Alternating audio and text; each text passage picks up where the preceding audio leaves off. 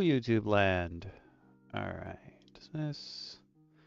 Hitting the buttons real quick just to make sure that it doesn't bother us while we're streaming. What just happened? Oh, I was about to say. What are you doing? Oh, right, forgot to send the other one. Oops, sorry, got a little ahead of myself.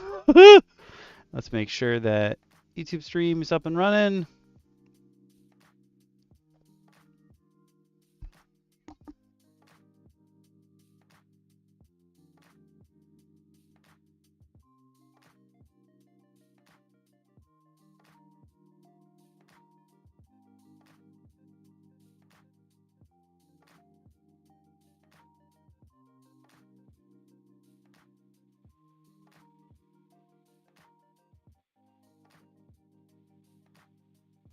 Okay. YouTube is up and running.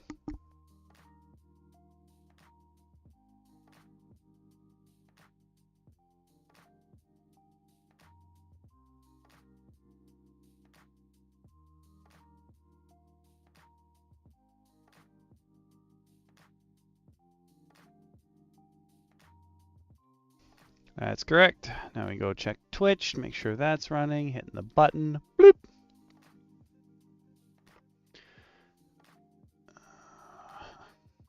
Yeah, let me in. Come on, you can do it. I believe in you. I believe.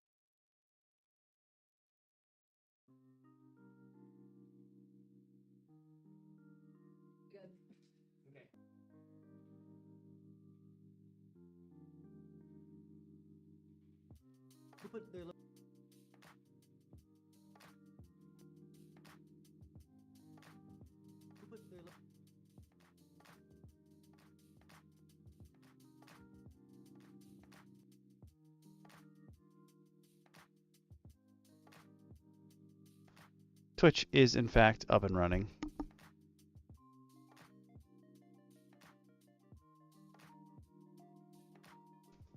And now I will boot up the YouTube chat. I'm gonna put that one on my phone, so I gotta double that. Just because I actually want to do that. You know what? I'm gonna do this. Yeah, leave it that way. Boom. I'm gonna hit the button on Twitch so it doesn't bother me as well. And then that's yeah. Okay, things to catch y'all up on. I am currently going through a supplement on the side. I don't think it's gonna make it into a SuppleMENTAls, but the solo version. But one thing I do want to say is I think I'm going to try to keep supplements under 50 pages for DM Roundtable, because I think that's a good place to stop, where we'll never run into the problem of, oh, hey, this is going to go on for longer than 5 episodes, because I don't want to have anything longer than 5 episodes. I think that's a one topic, 5 episodes max is more than enough.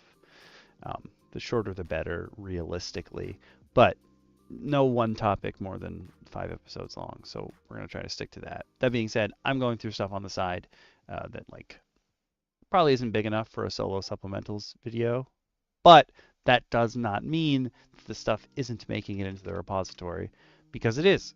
So if you do have access to the repository, so that's for the members of the pack and above tiers on YouTube and Patreon, I have added a bunch of stuff in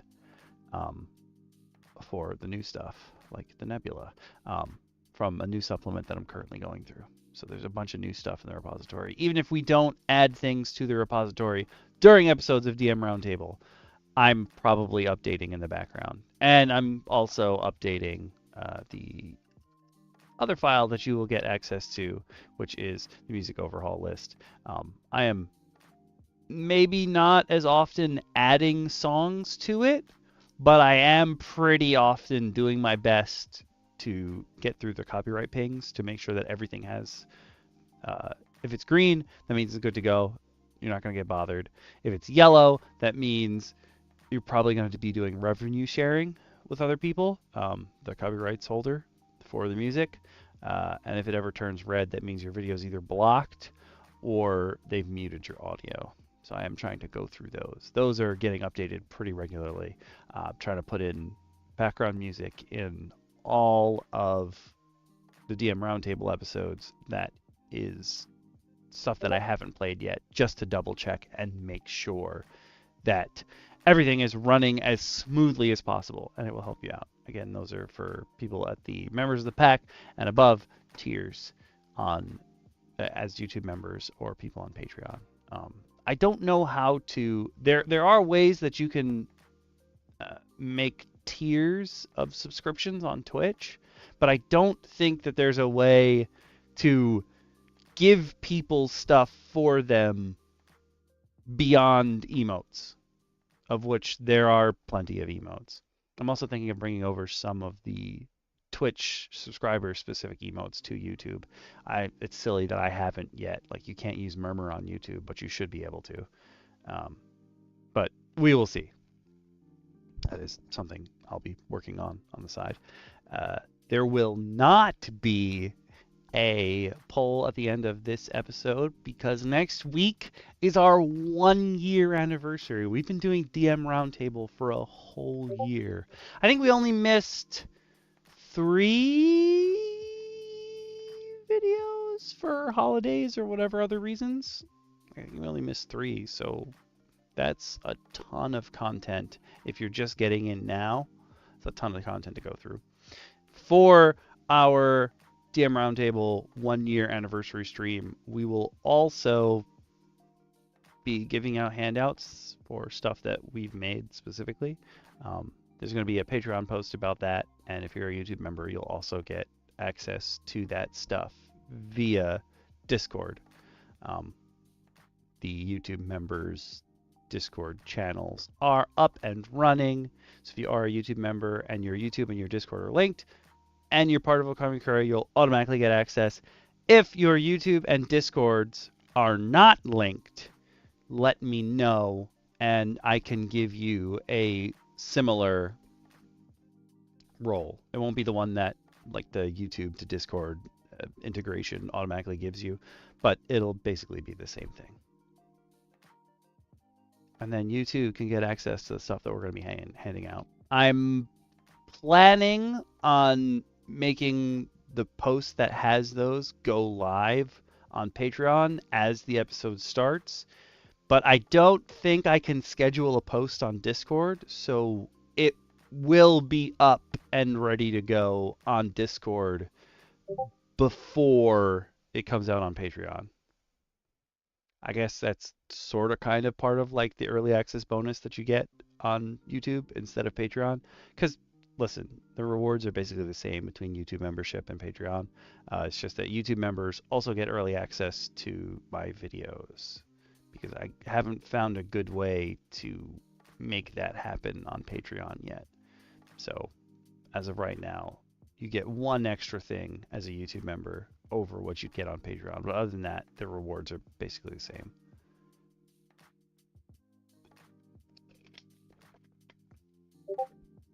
And we decided last week that I'm probably going to have a BGM that plays as, like, we'll call lobby music at the beginning of all these streams before we get into stuff. So tonight's happens to be Lone Wolf by... I'm in the wrong window, aren't I? Yep. Oops. By Komodo.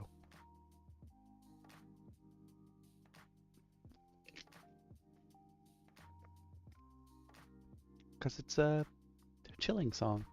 Chilling songs are good. Sometimes you just gotta chill. We have 4 things to go over today. I'm hoping that we can get through all of them.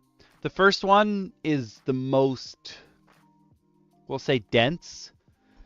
But I don't actually know if we're going to go through it in like incredible detail, so don't worry too much about it. I don't know what's happening. I'm getting 10 billion messages. I don't. Stop. All of you stop.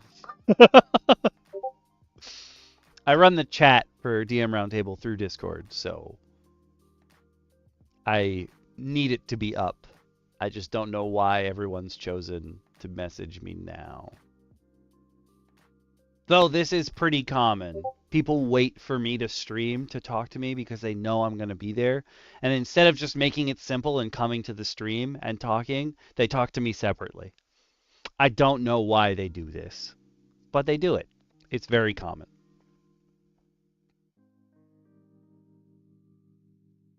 And I don't know if any of you out there can hear it, but I think my neighbor's got a new ATV, and that thing is loud as hell.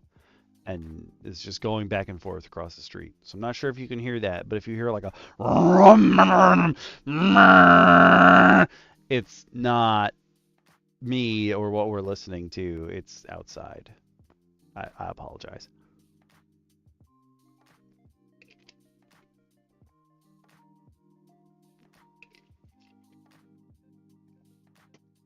Ooh. Almost bumped into the microphone that I'm going to be using tomorrow. Oh, I guess other thing to fill you in on is that Tuesdays, starting last week on Tuesdays, I began streaming my way through Horizon Forbidden West. So I will be here tomorrow night at 8 as well, playing Horizon Forbidden West. And hopefully we get another big chunk of that done too. I have been noticing that when I don't have a set schedule, like I used to do Tuesdays and Thursdays, or Tuesdays, Thursdays, Saturdays, that kind of thing was for streaming. And I've basically only been doing the Mondays lately. But now that I have Mondays and Tuesdays, I have been noticing that when I stream now, they're all like huge chunks. I used to try to keep them to like 2-hour chunks, but I've been doing like 5-hour streams, 7-hour streams here and there. Oh, also a little bit of background stuff. If you're in the Discord or if you just go on YouTube, I put out a poll. The poll is going to end soon, of what you all would like to see and hang out with me during or while I'm doing it for the thank you stream for this month. And the choices are: we play Marvel Rivals again, which honestly was really fun. That was like a 7.5 hour stream. We had a lot of fun. People came in and made new friends. Some subscribers got to hang out with us too. Like, we had a lot of fun. So I'm not against doing that again. But then the other two choices that I had were, excuse me, so gassy. Other two choices were: I do a huge unboxing because there's so much stuff in my house that I have to show you guys, so I can just start putting it away and doing stuff with it.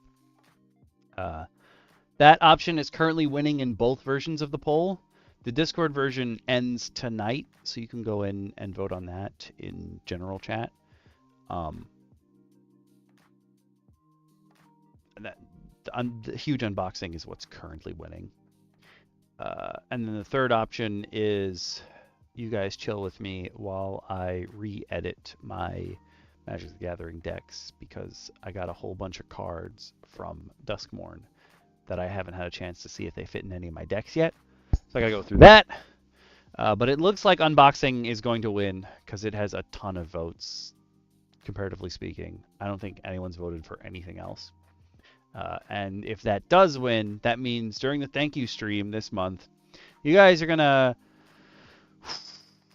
get an unfiltered look at what the unboxing process is like for me. Ooh, it's gonna be bad, but I would like to unbox Tanara's Adventures and Arena, the contest, and I have like 75 boxes for that. It would be nice just to consolidate them into 2. What's up? 75 boxes seems a bit extreme. Oh my god. The tower of boxes I have for Arena and Tanara's Adventures is I think it's 11 feet tall. Like I can't stack them all up in my house.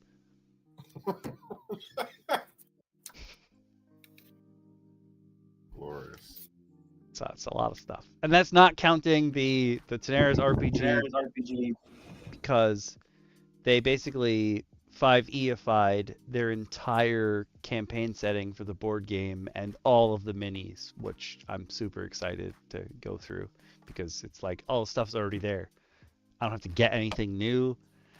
They already made the mechanics. Like, oh, okay, thanks. That makes my life easier. Also, I want to get them out of the way because there's another expansion coming out, and I want to put everything in just the little 2 boxes. Well, they're not 2; they're Kallax boxes. So like that big square board game size. They made a solution where you can fit everything from that pile into 2 Kallax boxes. I'm like, oh yeah, just please clear me some space, please.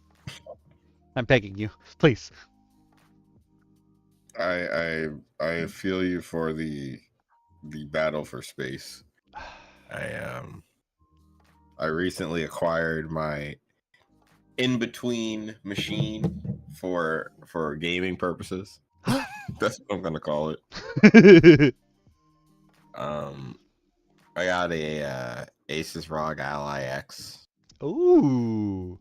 Because they're essentially a computer, Mm-hmm. unlike the Steam Deck. And it's been a fun little setup. I had to get more and more accessories for it, and I'm gonna find myself getting even more accessories for it, which is gonna essentially turn it into a mini PC / game machine. But Okay. I'm kind of excited for it because if it does work out the way I think it will also double, and it's gonna sound lame as hell, but it's also going to double as my TTRPG machine because Ooh, the base is smart. super easy to take with me, and I can bring a tiny mini. I already found a mini mouse and keyboard that are Bluetooth sync. I just Ooh. connect them, go into my desktop, and just can launch everything from there. Oh, that's smart. You're so smart. I was just like, what a cheat code. Oh, that's fantastic, man. I'm just trying to reinvent the squeal.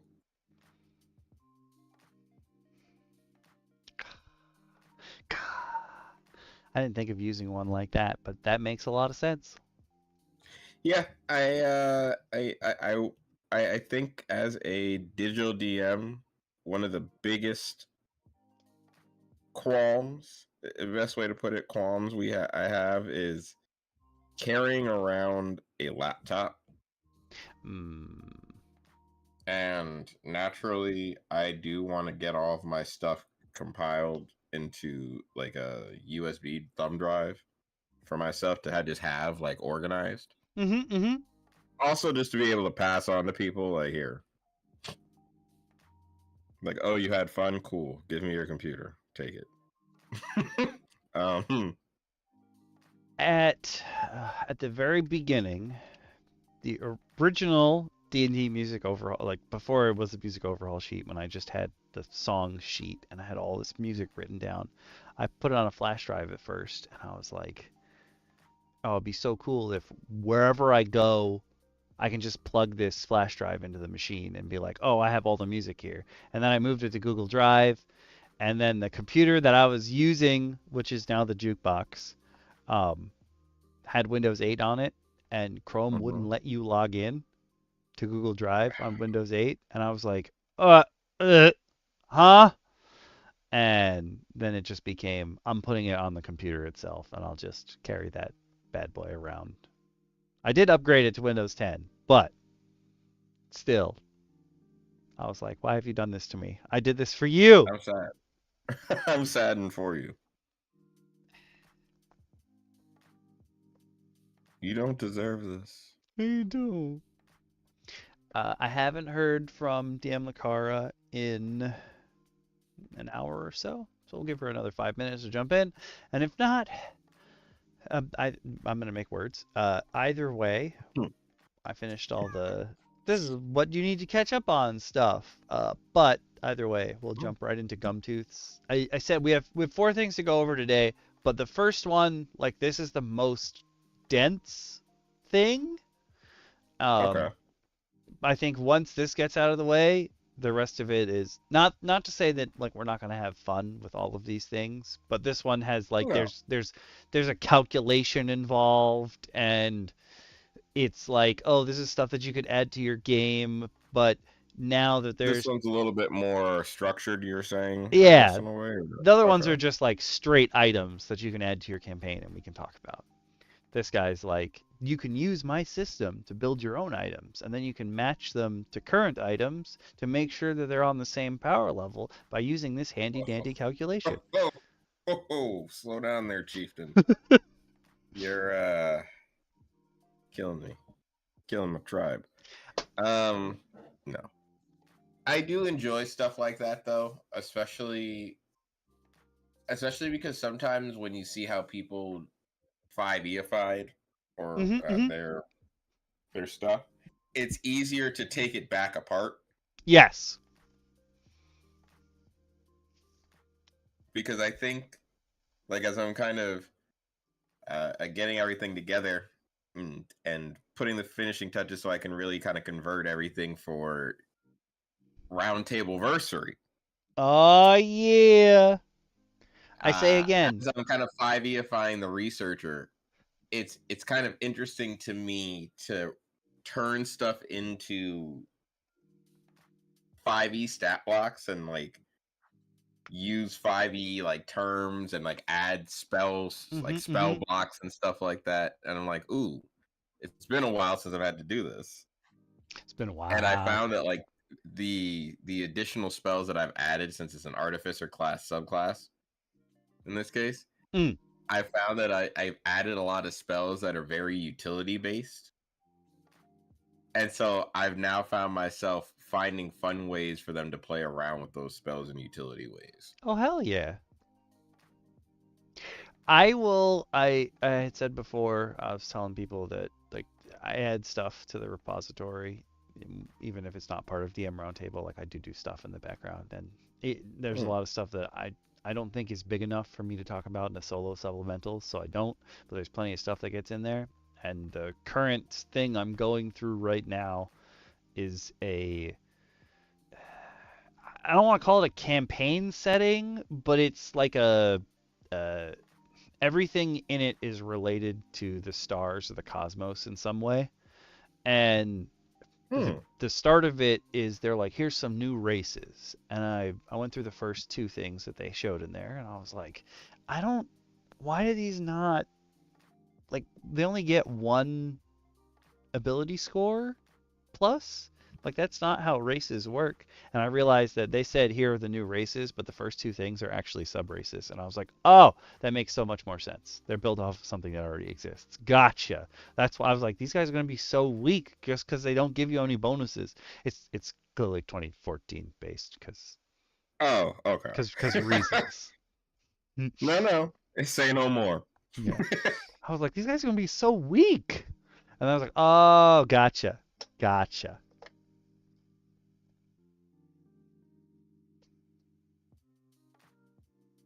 Yeah, it's kind of funny when you start thinking about power level basing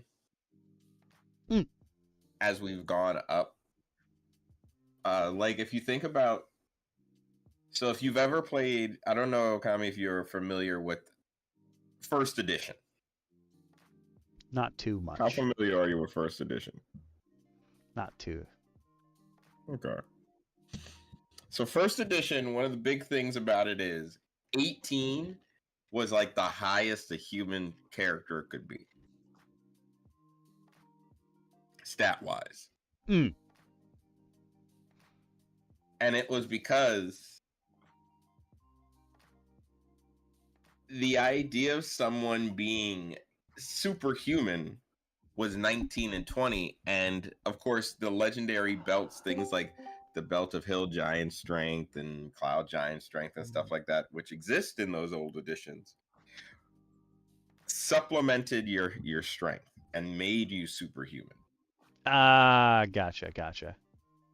Nowadays, 20 strength can be done at character creation with proper number manipulation. And you can still not hit something. Yep. Back then you would hit just about everything. Nowadays you could still miss with the 20. I it's semi-related. Also, hello, DM Lacara. Hey, deal. Semi-related to you saying you can only get up to 18 as a human. I just came across this guy who's currently he makes compendiums of monster class books where like you play as this monster. And the way that he talks about it is as if this is something that has never been done. But in previous editions, like that's just how you played those creatures. Like if you didn't want to be a regular human, like if you wanted to be a goblin, you'd play the monster race and it would only go up to a certain amount of levels. And I just think it's weird that the way he talks about it is like he's created it. But I mean, he 5E'd it, but he didn't create it. There was something really cool to the monster races being special playable. Mm-hmm. Because you had to accept the fact that you playing a monster in this campaign is weird to other people too. Like the world is not happy that the goblin is walking around with a sword. The world is like, hey, we see you guys, but do you guys see that goblin walking around behind you with that great sword? And they want you to say, what? A goblin, and then kill it. It's like when my players are like, wait, Waterdeep is racist towards dragons? Like, it's weird that there's fantasy racism. No, there's fantasy racism in like every town ever. Everywhere. The downside of it all is that WotC and TTRPGs in general do too good of a job of replicating a fantasy world right down to the interspecies battles that exist. But that's also why sometimes you have to have those conversations with your players beforehand to be like, hey, there might be some some interesting themes. Will you be okay with it? Yeah. Definitely during your session 0 or 0.5, whatever you want to call it. If there's some stuff that you don't want to go into, please tell your DM. And if you know about it, if it's something that comes up during the game, also tell your DM. But like if there's something you know you don't want to, it's a collaborative storytelling game. Like if you're not all collaborating, then you're basically doing it wrong. And that's really one of the only ways to do it wrong. And I can almost guarantee you, no DM is going to be like, huh, how dare you restrict me from being racist in my game? If they are, I think you have a different set of issues that need addressing.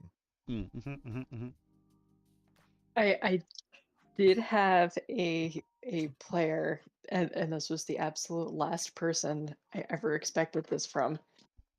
At the beginning of the campaign, be like, well, here's my contract. I was like, you're what now? And I love her to pieces. She's my best friend. I was just so taken. I was like, why do I need a contract? You and I have been playing games since we were like 10. Like, what did I do to you? And she's like, no, I give this to everybody. And in it had a shocking number of clauses. Interesting. But it was, it was primarily like, look, I don't stay in games for very long, so like you need to be okay going in with knowing that my character is definitely going to disappear after a few months. And I was Aw. like, oh, that's fair. Mm, That's also nice. Yeah. yeah. Yeah, I think that like, especially your friend being so cool about it, in the fact that they were like, listen, however you want my character to get killed off, let Yeah. it be. Right. I sometimes will do that if I get overwhelmed in like mini campaigns. I'll sometimes like create a character and tell like the DM, like, listen, I will play consistently, but if I ever just seem to disappear after 3 consecutive games, I'm probably not coming back unless I explicitly say to you I'm coming back. So, let my character blow up. I had that happen to a character of mine that was a goblin. And literally, he said that my goblin, they got to the door, and my goblin, who had disappeared from the party for like a couple of sessions, showed up and was like, I'm getting you through this door. It's the last thing I do. And like had like dynamite strapped to his chest and just jumped in with 2 fireball spell scrolls and took out Oh, the front gate. And I was like, oh, oh, okay. you Steve. Yeah. Yeah. I Yeah. was like, that's a way for my character to go. Like, thank you. Listen, And your like the your DM had fellow also, players are gonna remember you forever. Yep. yeah, he ended up letting the character live and just like having it pop up as like a weird just NPC character for him, Yeah.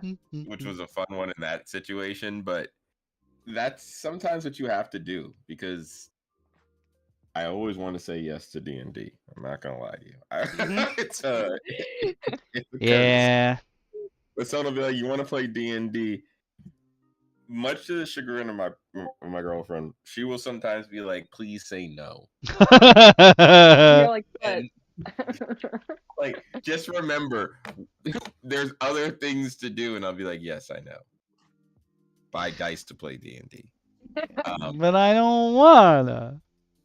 But no, I sometimes have to remind myself, like, okay, wait, I'm DMing here, and I don't want to ever get hit with character paralysis, where you just have too many characters in your head. Mm. It's not fun.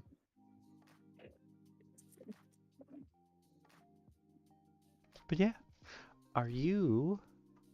That's both of you and also the audience, whoever you may be. I haven't seen Awaz pop up yet. I did talk to her a couple hours ago though. You guys ready to jump into Gumtooth's expanded weapons? Ooh, Give that me sounds fun. give me the link and let's do I this. will. If you guys are on YouTube, you can open the description and click the link. If you're on Twitch, I'm going to throw the link in here and pin it for the next 30 minutes.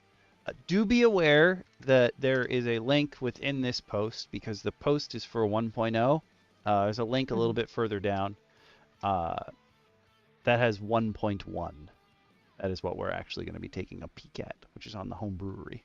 But there's some stuff that people were talking about the calculations on the Reddit page that I was like, okay, I might need these later. So I figured I'd give that link just in case. So what I had told DM Shin before, DM Lacara, is that this first thing is probably the most dense thing we're going to deal with. And there's like a calculation in here if you want to build new weapons to make sure that they're on the same level with the baseline weapons kind of deal. And I don't know if anybody's actually going to use it, but I figure if people are talking about it, maybe I'll just keep their chat up. Worthwhile chatter, potentially. And that, wait. And this is 2014, but it was written on Homebrewery Legacy, so it displays wrong. But the trick is that we showed you before. You can always come over to Source and then hit View, and you can actually read what is there on the page. So like this area that we can't see in the points section, you could just be like, oh, what's the last thing that was written? I'm going to look up damage type. All right, cool. I'm just going to search damage type. And voila, now I know what that says. Hmm. If you're hanging out in the backloggery a lot, this happens way more often than anyone could ever have hoped for. Or should have ever hoped for. Yeah. I think is better to put. I was so frustrated the other day when, oh my god. So Akami didn't tell me that there were other ways to create these files other than homebrewery. So as I was trying to type up the thing I sent you guys last night, I'm like trying to work with this monstrosity, and I was so frustrated with like the overflow on the pages and everything. And then I got to the end and was like, get PDF, except get PDF, as anyone who's actually used the home brewery apparently knows, except me, tries to make a PDF of your browser, Oh. not of the thing you just wrote. Oh. Oh. And Oh. only one page Well, of it. that's Only the I didn't. that, Oh that's no. that's not a fun surprise. I'm Huh. like, this explains why all of the home brewery things on Reddit are just a series of images instead of a PDF. Interesting. I got a Because that's regular. like, I think it's also because I wrote mine super. You guys will see next week when I give you my handout. I I I couldn't figure out how to make things work the way I wanted them to on the home brewery, which I feel like is something everyone runs into. But someone was like, "Yo, if you want to get your two things to display on the display correctly and be within the page, make a table. It doesn't have to really look like a table, but make a table, and then they'll actually fit in the page." And I feel like most people aren't doing that. yeah. Mm. And you were right. That is how I finally got one of my images to populate. Um, it makes zero sense. Also, as like CSS is like the absolute worst combination of like three other coding languages I use, Mm. which Uh-huh. made every time you thought you knew what a command was going to be, it wasn't. It was one of the Mhm. other ones. Mhm. Mhm. Yeah, Yeah. It's that just sounds like about I'm right. never doing this again. The home brewery says, "Hey, write your stuff up in Markdown." If you were on the internet like 10 years ago and you ran a forum, you know how to use Markdown pretty well. But the home brewery's Rendering Markdown? stem. Nah. Yeah, that too. Like, nah. And then they're like, "Oh, by the way, you can put in your HTML code instead." And I was like, "Why did you not say that? Don't tell me it's Markdown if it's not actually Markdown." It's a mix. It has both. It's whatever it wants to be when it feels like it in the moment. Yeah, I would hit something and it would auto-populate something. I'm like, I haven't seen that syntax since like 1995. The time machine you didn't ask for. Welcome to home brewery. The cheapskate TARDIS. This is not what I signed up for. I'm stealing that for the rest of time.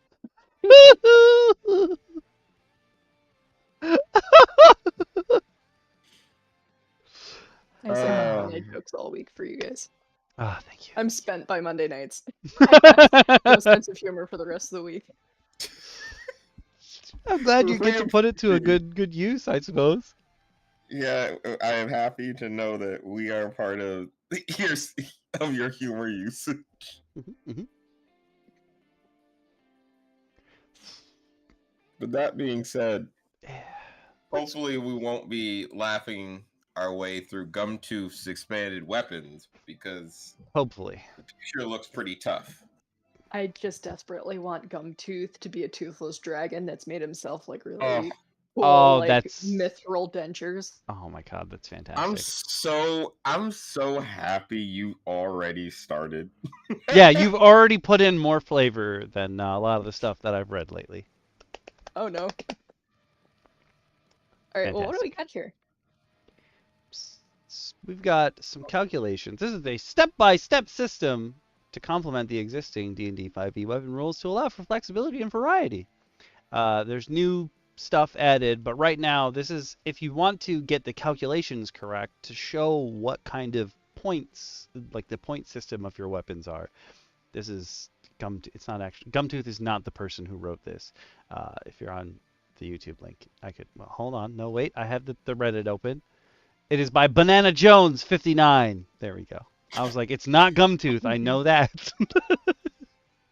Banana Jones, you say? Banana Jones 59 has developed this system, so you can basically figure out the point value of your weapons, and then if you're making new weapons that are magical items or just a cool weapon, and you want to know like what level to throw it in to your players Mhm. at, like what tier of play they are, you can use this point system to do that. Uh, I probably would not use the point system because that's a lot more math than I want to do.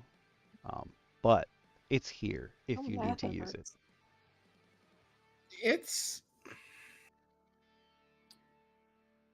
It's a cool idea in terms of limiting the madness that can be a homebrew or a custom weapon. hmm But I feel like asking people to limit themselves in D&D almost defeats the purpose. Oh, I would use this far, far more to like tune a weapon before I gave Yeah. it to the party. Yeah. Yeah. Yeah, this is definitely cool to like go through fine-tuning a weapon I've created, be like, ooh, you know what? Maybe this is a little powerful. You know what I mean? But I don't hmm think it would be because I'm trying to keep it to the 43 points of a legendary weapon so much. Yeah. Yeah. I and also this is probably a hot take, but if your one weapon's description of the features that it has is like 2 to 5 pages, you've done too much. No Mm, player is going to be able to figure that out on the fly. Yeah. quite honestly, if you need to give your players more lore behind a weapon besides how they may have found it or the quest leading up to it, it's got to be important and crucial to the story. Then that's hmm the only hmm way you're getting that much.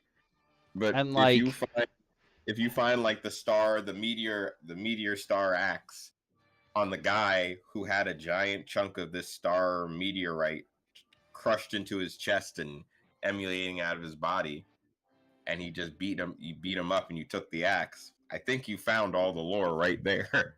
yeah, Meteorite in his body made an axe. Ta-da. I see far too many, and they're not even, it's not even like a legendary or an artifact item. Sometimes it's like an uncommon item and it can do like 70 things. I'm like, you Oh, gotta tone this down. There's no way a player's first of all gonna use all those features. And second, the knife of they gotta knifing. read it every time? No way. Yeah. That's a shortcut to that thing never getting taken out of the inventory. Yeah, no The way. bow of really good shooting, but it's just a common item. I have It's like the players who first haven't item you read their get in. character sheet in 4 years. You want them Yeah. to read this 5-page item description? Oh, it hurts. And I'm sorry. It happens, I guess. I'm sorry it happens. It's not supposed to. No. The one thing I am going to point out though is on the point cost for damage types. I Hmm. think this is a super cool breakdown of just like how uncommon some things are versus how common other things are. Like to have fire with bludgeoning, piercing, and slashing, I think is pretty cool. Yeah. Mm. It's way more common than all the other ones. Weird that Force and Radiant. I think I guess Force is the least resisted damage type, but usually Psychic is on the same tier. This is Yeah. a little bit of a different tier list than normal. Mm. But yeah, moving on.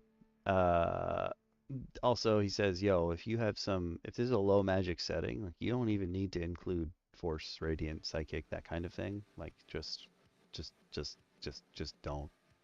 Just keep it to the simple stuff. Apply some poison to your weapon, that kind of thing.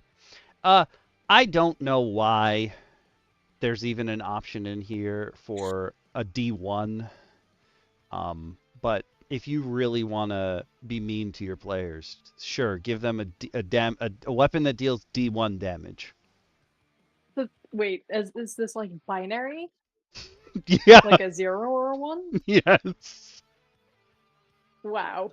I don't hate my players that much.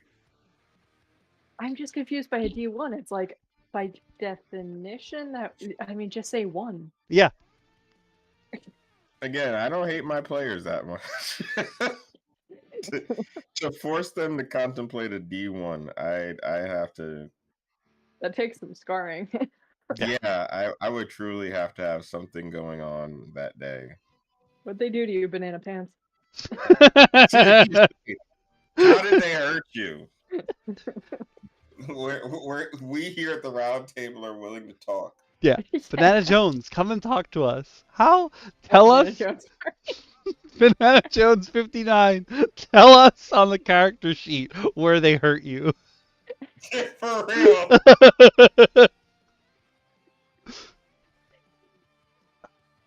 But there's also other properties in here, like lingering damage.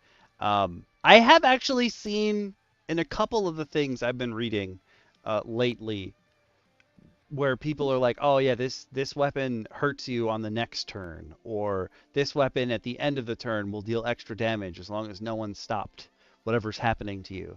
And I'm like, interesting. You're making your players do extra math when they're not expecting it. I don't know if you want to do that to them. I am not a proponent of making my players do more math than I feel they can pull off. Yeah. I just don't want to make myself have to track that many things. That too. There's definitely a level for me in there somewhere. 100% true. I think. But watching my players go, wait, 2D and then carry the 3. Wait, and then how many plus 6? Oh, wait, no. When does that go in the order? And then they calculate everything. It's just like, oh wait, hold on. What day of the week was it, and was it before or after noon? Huh? Yeah, because I get bonus. Wait, I gotta redo the whole thing. No, just roll a d6 and tell me what you got, and we're gonna have a roll off the old-fashioned way. Gribbo, are you here? Oh, he's not. Damn. He knows. Immediately, all I could think of is, I would like to discuss the philosophical ramifications of a single light beam and how it hits the player's eye at a 45-degree angle at 3 in the morning during the summer solstice. That is all I'm thinking of, because that is how he wants to talk about every video game.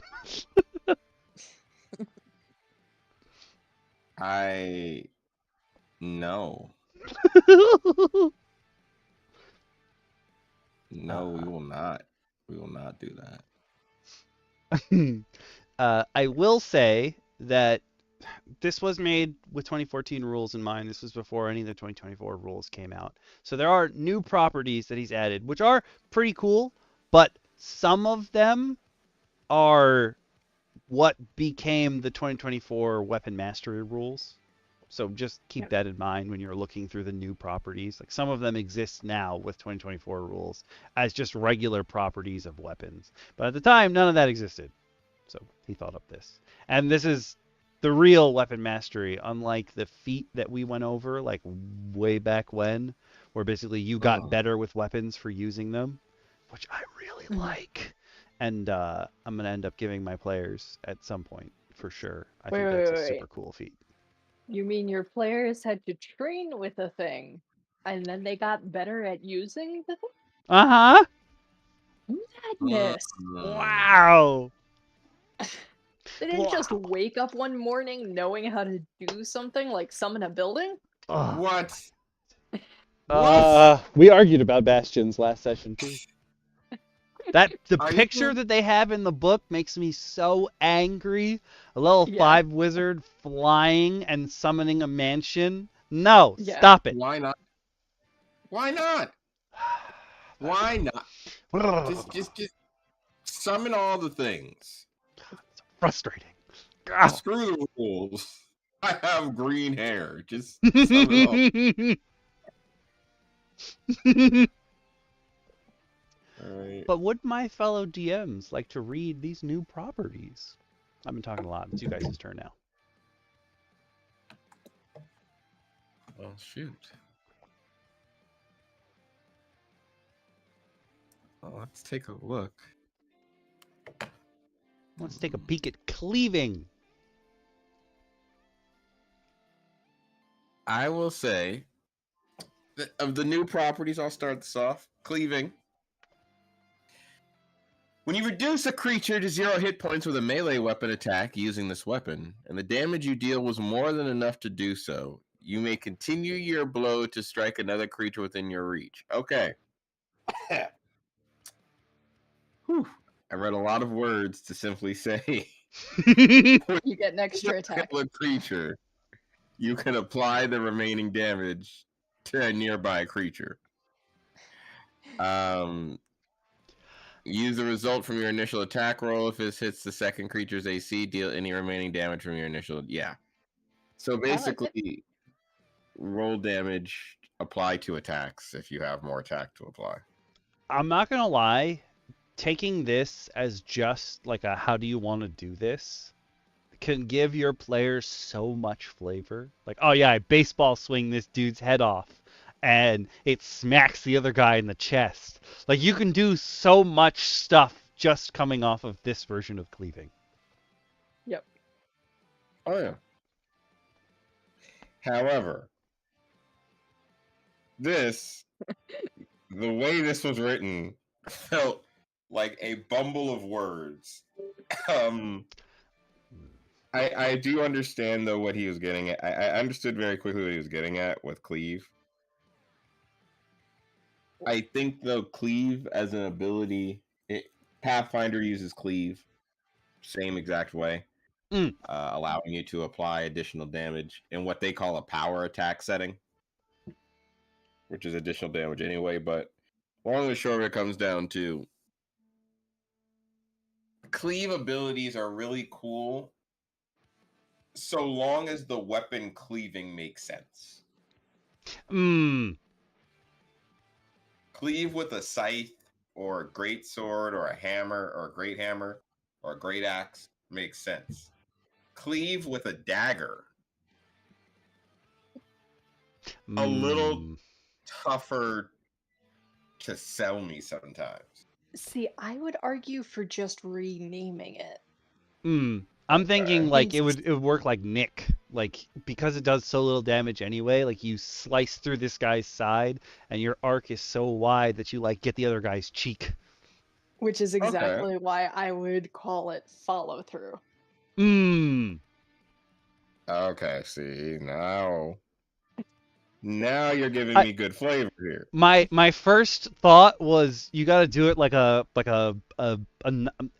this happens like every night movie ever, not NIGHT KNIGHT, but like when someone gets stabbed with like a rapier and it goes through the first guy's body and pierces the second one. That's the first thing I thought of. And then you get to do your cool like kick them off your sword. Gah! Like that Legolas move where he gets like the 2 orcs and helm steep with the arrow and then shoots the third one. Yes. Yeah. I'm 100% okay with calling this follow through. Follow through, I much prefer, and that's my only, I guess, gripe with the term cleave outside of great weapons. Like I think that it should only be a certain class of weapons gets cleave, and then obviously the nitpicking is that it would all be the same thing, just with different names. But for story's sake, it kind of makes sense. Because there's no reason why you wouldn't maybe have a similar idea for a ranged weapon. If you kill something close by and you happen to be able, and you have multi-attack, you've readied 2 arrows to fire, so you fire the second arrow at a nearby creature.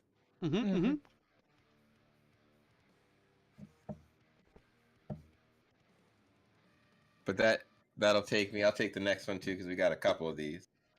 Go through. That'll take us into crippling, which is when you hit a creature with an attack using this weapon, you may reduce its movement by 10 feet until its next turn. Yeah, definitely saw that in 2024. It's weapon mastery rules. I've seen it before as well, and I think Beckme. So this is interesting to see it come back. Reduction of speed is always fun, though. This one's interesting because Bennett Jones specifically is like, yo, this isn't cumulative. You can't keep doing this. Every other time I've seen someone implement this, they're like, oh, just keep doing it until that guy can't move. Or like you reduce them to 5 feet and that's it. And I'm like, I mean, if you keep, all I think of is Tenjo Tenge when Bunshichi has to beat up Shin to get the sword out of his hand. And Bunshichi's like the strongest guy in the anime and in like the whole series at the time. And in order to make Shin think, because his sword is cursed, that he's won the fight, he lets Shin stab him like 1,000,000 times in the leg. And then Shin drops his sword, but Bunshichi beats the absolute hell out of him. And what he screams as he's beating the hell out of him is, I let you ventilate my golden legs to do this!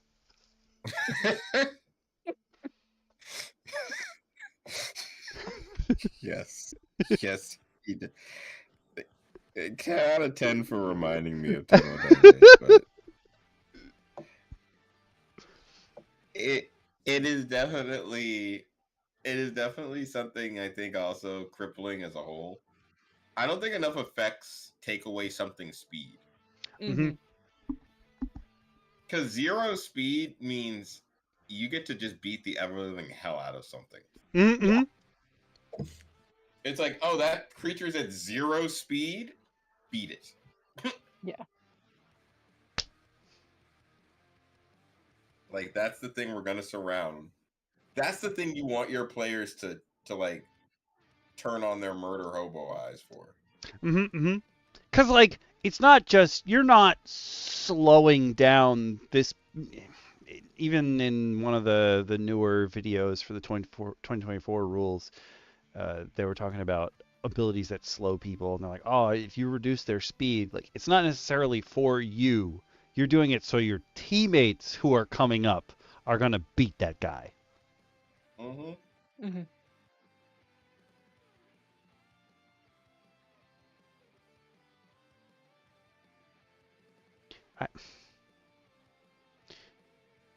Whoever wants to take handy can take it, but I just don't like that it's called handy. You want to skip major or minor guarding? Yeah, there's like. Are you guys looking at 1.0 or 1.1? I couldn't find a link for 1.1. I gotcha. Yeah. One sec. Blink. That would explain why I was not sure. Oh, wait, I just got critical fail. Oh, wait, what? Yeah, I see that. Hold on. Wait, I got this. Blink. Let me grab the link from here. Oh, no, I got it. It does say, oh, it keeps saying critical fail, but it's running. I'm still getting critical fail. What the hell? Hold on. What the hell? Oh, my major and minor guarding are still there. They've just moved. Yeah, I guess he put them in alphabetical order in 1.1. Thank you. I don't launch you from... That's crazy. Hold on. See if I can find it the old-fashioned way.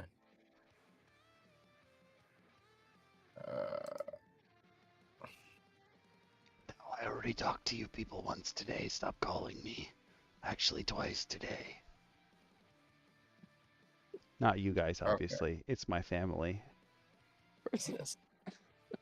Okay, I found it on a different site. I found it on Scribed, but... I've been getting a lot of links for Scribed lately. I think that they paid Google or somebody to increase their SEO, man. I think so. Every once in a while, they're good for finding like stuff that's just not loading anywhere. Oh wait, what if? Can I send you the sort? No, it says error page, but it does load for me, which is weird. See, it doesn't load for me. For some odd reason, I get to it and I get crit fail. Huh. Hold on. Ah, wait, hold on. I got you, homie. Wait, no, hold on. We're gonna do something. Look at us troubleshooting the home brewery. You're welcome, whoever creators of the home brewery are. I used to know this, but I don't anymore.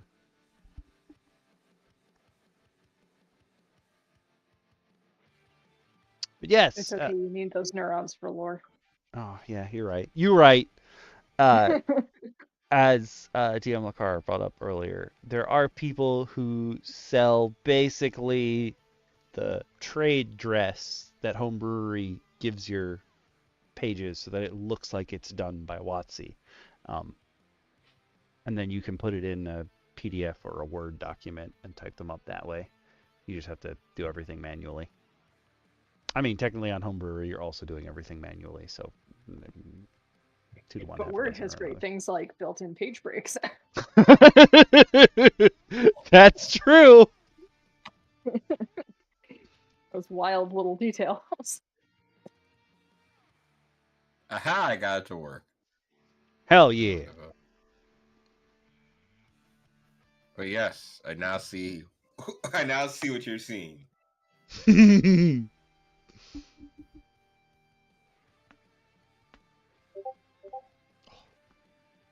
Got to sync it your whole thing.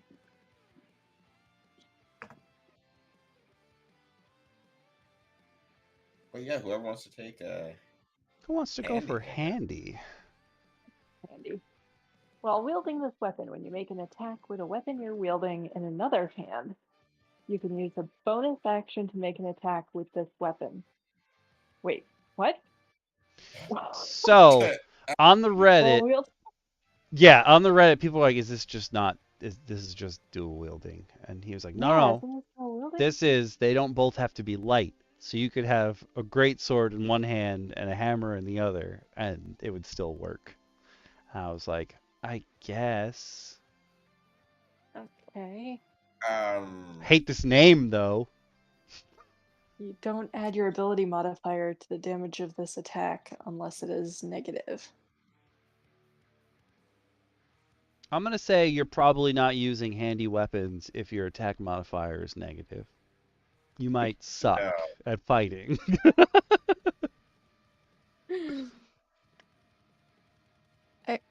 Okay, I guess. I feel like the only time this would ever come up is if you're using like a legendary weapon or an artifact weapon that's actually 2 weapons that like were once part of the same thing. Like maybe a long sword and a short sword were once one big blade and now they're 2 separate parts. I could see that.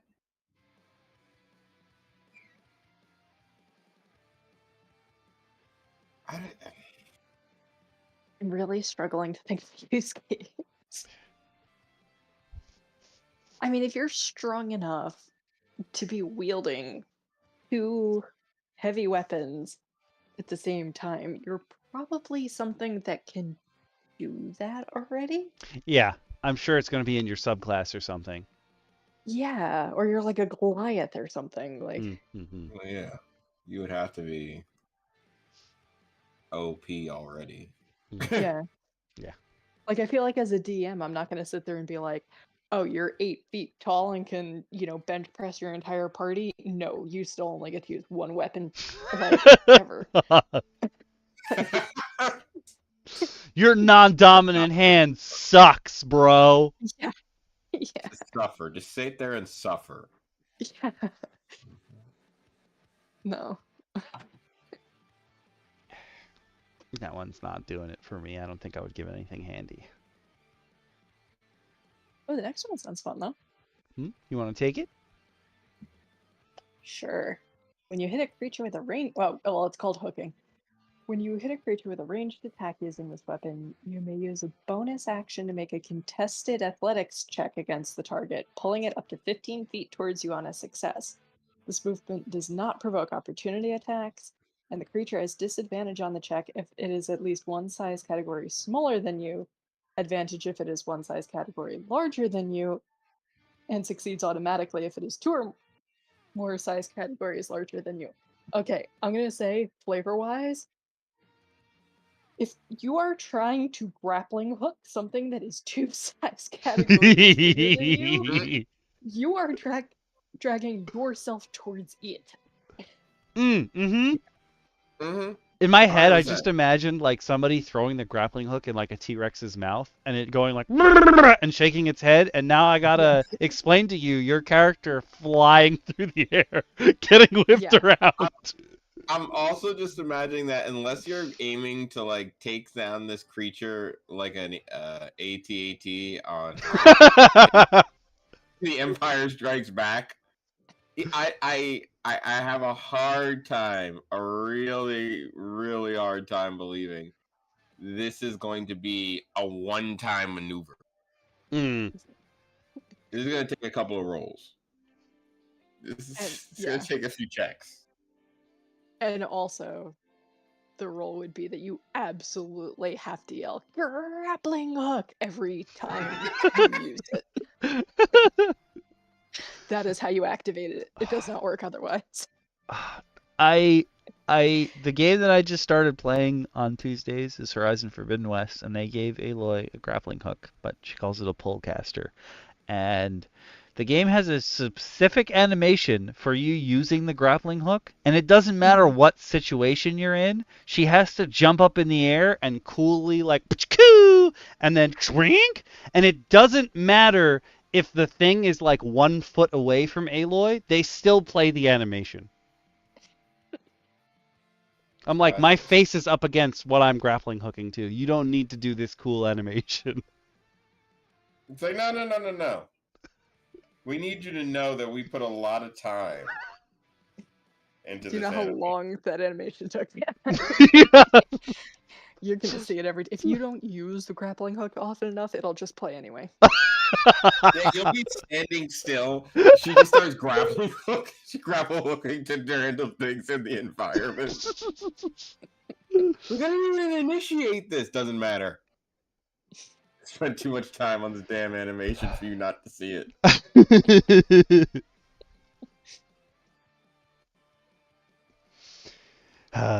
Who wants to take? I immediately thought of hooking as your loincloth clad shadows superhero guy. Like he has to hook everybody and pull them into the darkness.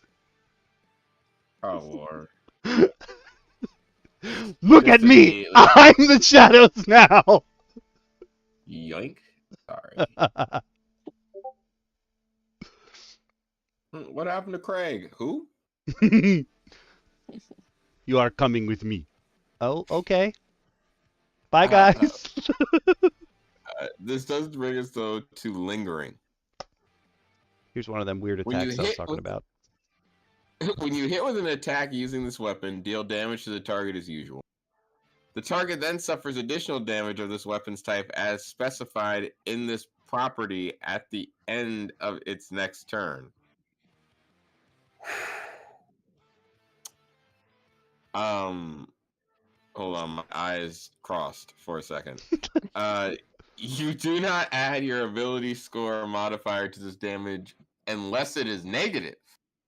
This damage benefits from a critical hit on the initial attack roll as well. Everybody here just like they're just hoping people play sucky characters.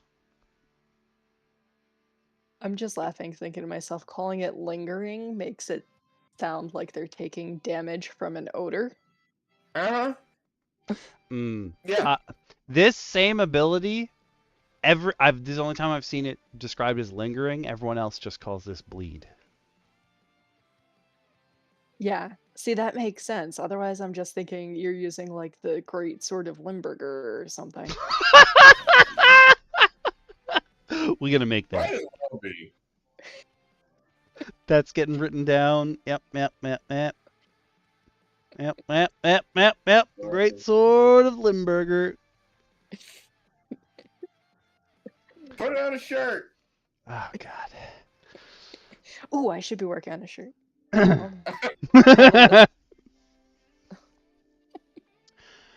Does someone want to take major guarding and minor guarding? don't you grab him for us?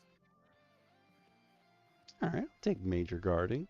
While wielding this weapon, your AC increases by 2. Additionally, this weapon counts as a shield for the purposes of the protection fighting style, the shield master feat, etc. You must have proficiency with shields to benefit from this property.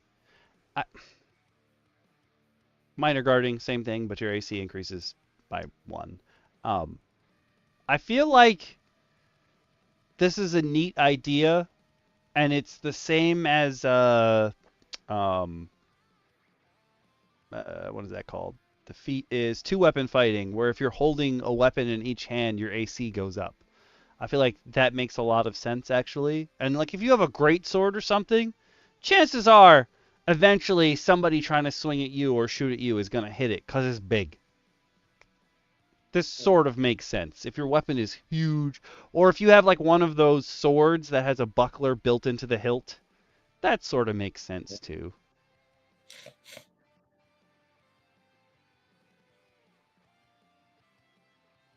It definitely seems a little almost counterintuitive.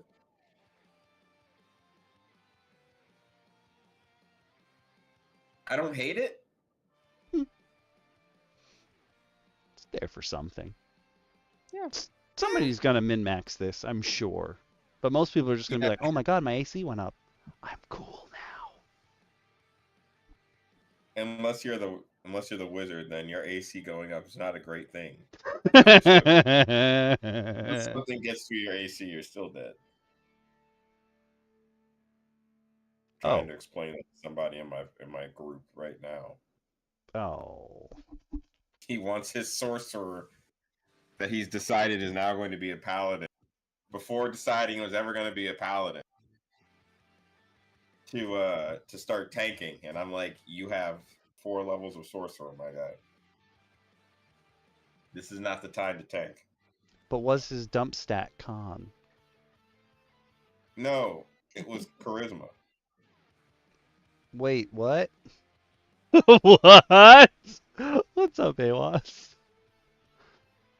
We've been looking at some new weapon properties. And math that we mostly skipped over because nobody want to do extra math. I'm not doing that. No math. Who wants to take parrying? Sure. Yeah. While wielding this weapon and not wearing a shield, it counts as a shield for the purposes of the protection fighting style, the shield master feat, etc.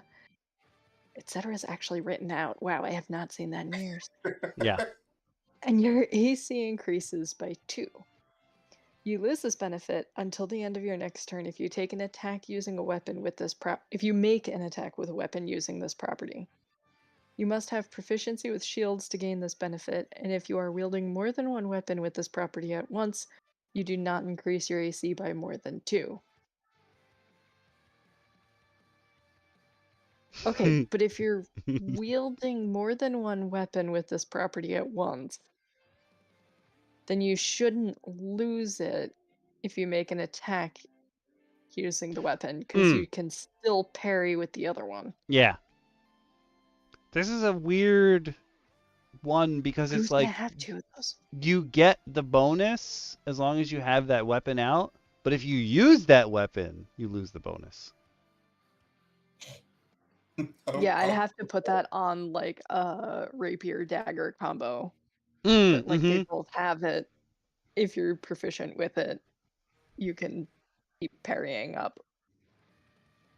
Okay, fair enough. This definitely just threw me for a loop, though. Yeah. I'm not going to read penetrating because like you guys both said, I feel like this is the same thing as other stuff, but it's just has a different name. Penetrating and cleaving are basically the same exact thing. Yeah. Which, neat idea, especially great for the how do you want to do this portion. Yeah. But you need more than how you're going to do this, I think. Gotta make it some some way got to fit into the world. Relentless. When you make an attack with this weapon, you may use a bonus action to make an additional attack with it. I feel like most people, Extra attack. yeah, already have something like this.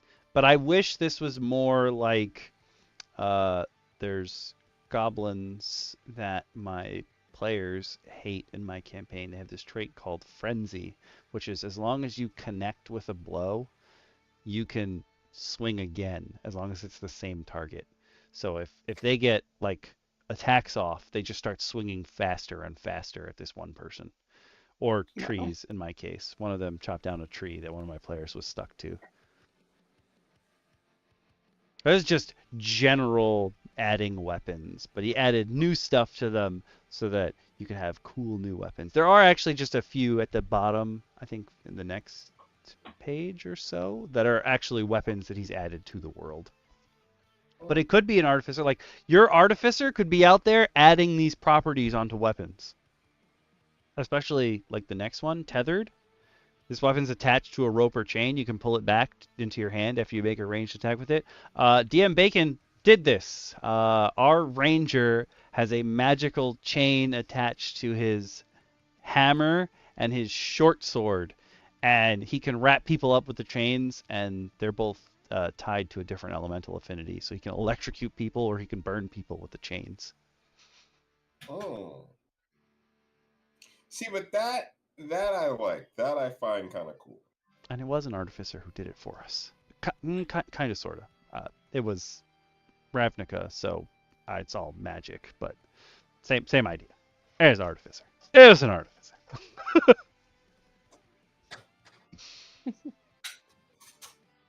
And then sample weapons. These are your basic general stuff if you want to, your regular stuff, and then like if you want to add poison on them and what have you, blah blah blah blah blah. But then there's also underneath that some special common weapons. We're just gonna skip. These all exist, so we don't really need to worry about them. You know them, you love them. You actually probably don't love them. Yeah. Some interesting ones in there though. Staff sling or a sling staff. I don't know if you saw that one up there. Interesting. So you could be a wizard and ball-bearing people? So it exists in Pathfinder. It is essentially exactly what you think it is. It's a sling and a staff combined. And it pretty much gives a spellcaster the option of walking with the staff, but still being able to sling like projectiles and stuff like that.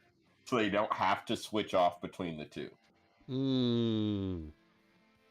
Because that's usually the big complaint, like, oh, if you're a wizard, you have to pick between having a staff or having a sling. The sling staff is just this two-handed weapon that lets you have a projectile attack that uses the same materials as a sling. But a sling has to have a short part that you can hold, or it doesn't. You can't use a staff like a sling. It's kind of like it's more along the lines of a lacrosse racket. Ah, okay, so it's a wrong length for everything. Okay. I gotcha. Good to know. I was thinking it was a staff with a slingshot that someone stuck to the top of it, essentially. So when people draw it, yes. When I've seen it drawn and like designed by people, yes. But when I looked into how it was originally supposed to be, I guess, represented, I was greatly disappointed in the way it ended up being shown. Yeah, in the lacrosse racket that appeared in front of me that day. I can see that. You're right. There are some other strange ones. Like there's a spiked great hammer and a spiked great shield. Yeah, give people them big shields that let you stab people with them. I like that. And obviously the gun sword. If you're a fan of Final Fantasy VIII. or Grimbo. Yeah, or Grimbo. Ah, Grimbo would love that. Yes, he would. Um, Oil flask and smoke bombs. This is another supplement that gives you smoke bombs of some variety. But this one just blinds people. It doesn't like obscure anyone. It's just whoosh. But I would rather and be able to escape. Like I want to obscure vision. I don't want to blind one guy with a smoke bomb. Obviously you're doing it wrong.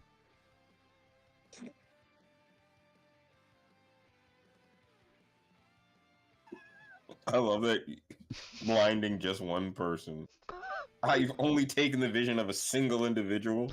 You've done it wrong again. Yeah. Okay. Okay. In the in the uncommon weapon section, there are some that I just love the names of. We have the longsword, Furious. We have the mace, holy. Honestly, mace, holy just makes me think of Fire Giant of Evil Fire. That's a 2024 item. The mace, holy. But the Mega Burner and the Thunder Cannons. Somebody, Banana Jones, you are a weeb, and I love you. Okay, but Manticore Toxin, that's hardcore as shit. That's just what did you stab that guy with? It's the Manticore Toxin. I'm sorry, we're here to incapacitate him. You wanted to end his generation of wealth. And also, I wish my players would ask me for Manticore Toxin. It's only 1d10 poison? Bullshit.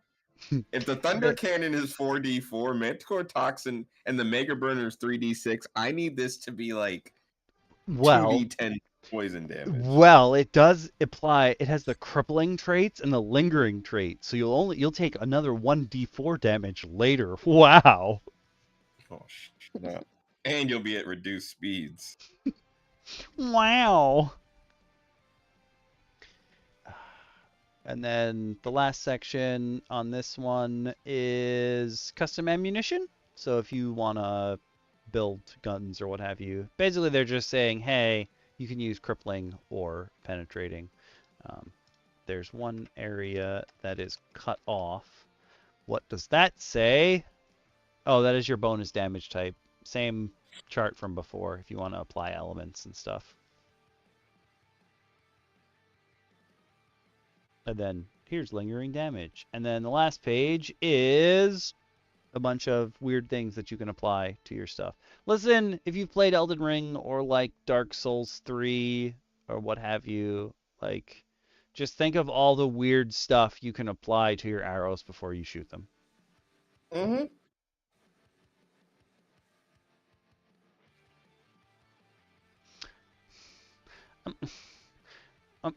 Okay, hear me out though. Why is the Deathly Bolt only do 1d4 necrotic when a regular bolt? Oh, because it does lingering 1 damage later. You son of a bitch. You forgot about that lingering damage, buddy. But that's weaker than a regular bolt. Just I don't want the Deathly. I'm gonna erase that part. No, just give me a regular bolt. Yeah, this guy purifying the ammo. He's like, no, I need you to do regular damage. Thank you. Sometimes you just need that weaker than a lingering bolt. Yeah, there's some stuff in here. I'm not gonna lie. I kind of want to add the Mega Burner to my campaign. I want to add it to my campaign as something my players just can't obtain. I want to do that with the Shock Gauntlet because that is a thing that pops up pretty frequently in all kinds of media. Like they have him in Avatar: The Last Airbender and everything. I want to be like, yo, this guy, he grabs your face and just you. You can't have it though. It only works for him. Oh yeah. No, I wanna absolutely torture my players with like Oh, you're looking to acquire this magical item. Unfortunate. I want them to like get real close to obtaining the item, and then like it falls into the lava. Oh. Oh. Oh, don't do that to. I'm sorry. Sometimes they. The bad guys Sometimes they. kick it into the lava. That's better. Yeah. You want Oh, this? that's even Go greater. get it. They're like, you want? Oh, you thought you were gonna get the super laser because you beat me? He just like flings it over the side. God, good luck. and He then just and then he falls has off. like the mask level death throes. It's like 7 minutes long. No, you have to give him like a very crispy laugh as he falls down into the lava.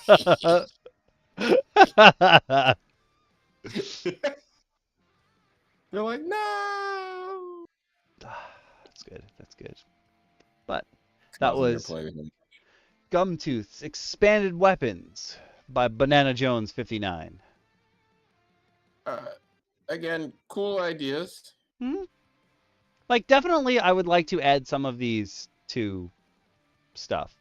Like, maybe not even as a effect, maybe as like part of like just your players are doing things. Like DM Bacon let our ranger add stuff onto his weapons. So he can either throw them at people or he can wrap people in the chains and pull them back. Like that one chain has like 4 of these effects plus an elemental affinity.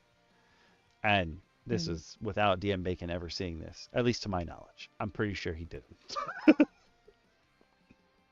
Yes, do that. Do that.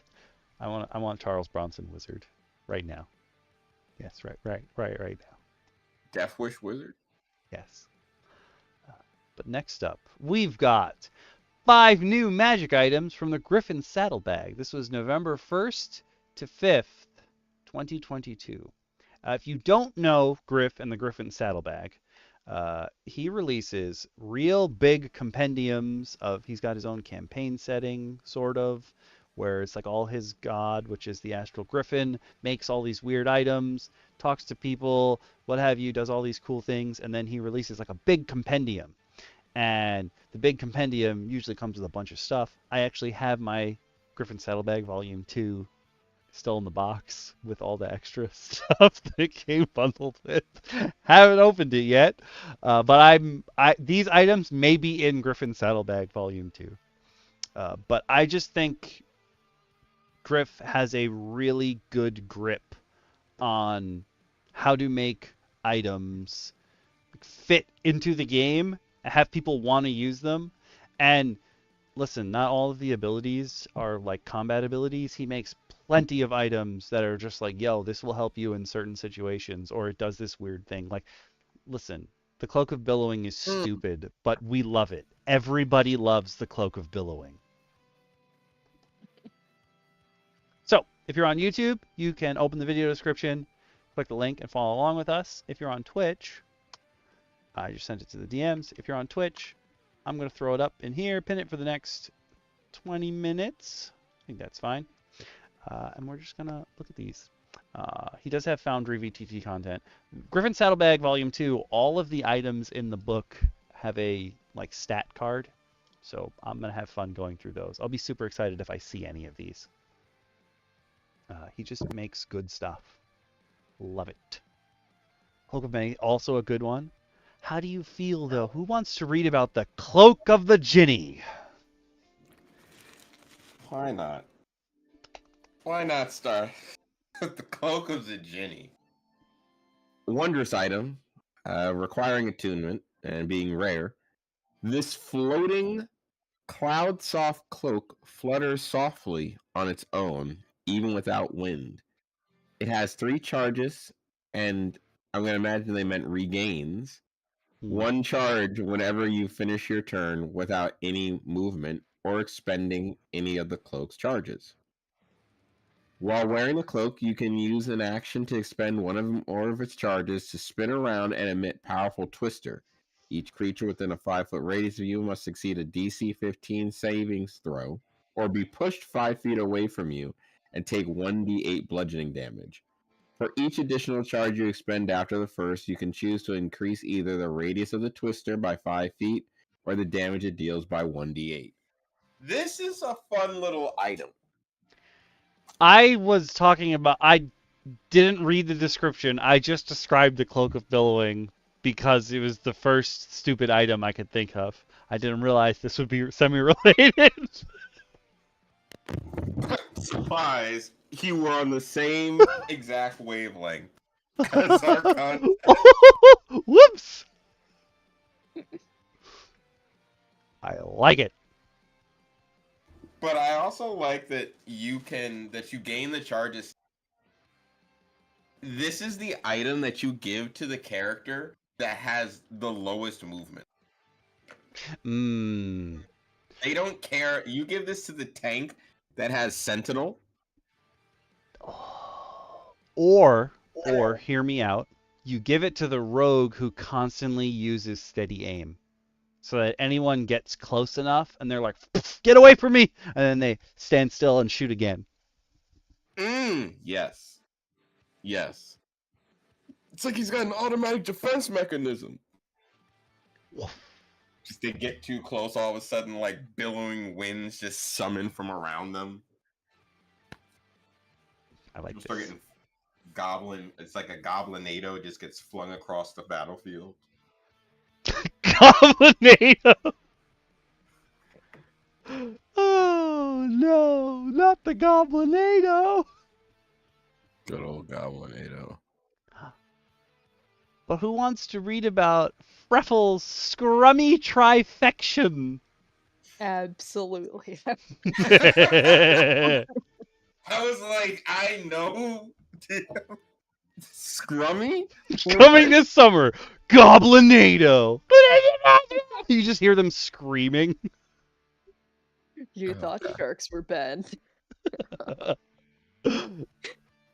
Holy mean, look at the picture. Right? It looks good. I don't even like chocolate cake, but it looks good. How do you not like chocolate cake? What is wrong with you? I'm so vanilla. I like vanilla. Oh my god. Mm. Can't be friends with you anymore. We had a good run.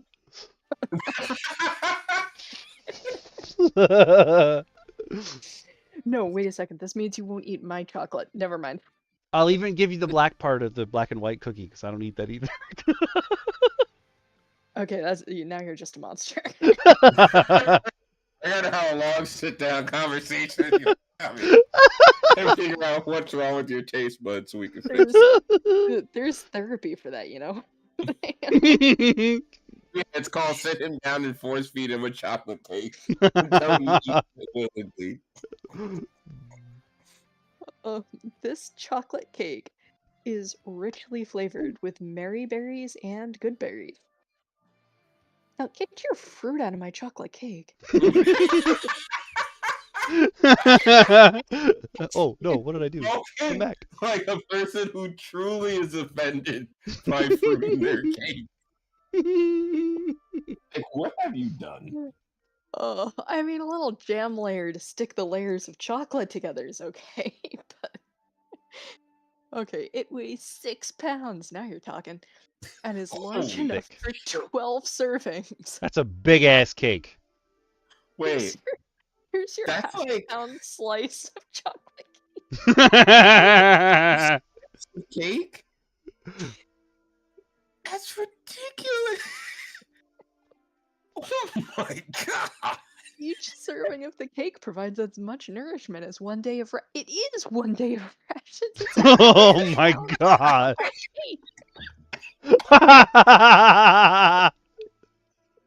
Wow. They accidentally got the math right. Holy shit. Here's the best part. You can eat additional servings of cake, even when you're already nourished by it, to increase the number of days you can go without eating again, extending the duration by 1 day per additional serving. However, at the DM's discretion, you must also make a DC 10 con saving throw each time you eat another serving. On a failed save, you spend your next action retching and reeling, and you lose the cake's benefits. It's called diabetes. Yeah, diabetes. Oh my okay? god. It's called you Saving. ate too much cake. Saving throw DC increases by 2 for each additional serving you eat after the first, while still under the effect of 1 or more other servings. The cake remains fresh and delicious for 3 years, even when subjected to harsh temperatures or poor storage conditions, such as the inside of an adventurer's bag. Okay, no. Because if I get to a labyrinth in my adventuring party and we're rummaging through this guy's stuff, it's like a dagger. It's like a burnt down, we kill the dragon, we pull this bag out of its stomach, like, we're like, what's in here? Gold, jewels, scrolls. What's this? And a chocolate cake. Well preserved Mr. berry Porno, here's a and cake. chocolate cake. It's still in great condition. It's been inside a dragon's stomach. No, it's in great condition though. Nobody should eat. I think I'm gonna have a slice. Bro, I'm just imagining it's the player who's the dirtiest in the group and they're used to eating trash and they're just like, guys, I'm gonna do it. And the rest of your party's like, yo, you guys are stop! gonna throw... He's like, yo, you're gonna throw away an entirely good chocolate cake? What's wrong with you? He just slices a piece off and eats it. It's like, no! Look, speaking as a woman who found your old dark chocolate in her desk last week and ate it, I've had worse, but it's so funny that it's in your desk. Why is it in your desk? It's my emergency chocolate. Emergency chocolate! Oh, because I've heard this. This is the second time I've heard this recently about emergency chocolate. Oh my my girlfriend god. pulled an entire bag of like Lindt chocolate out the other day.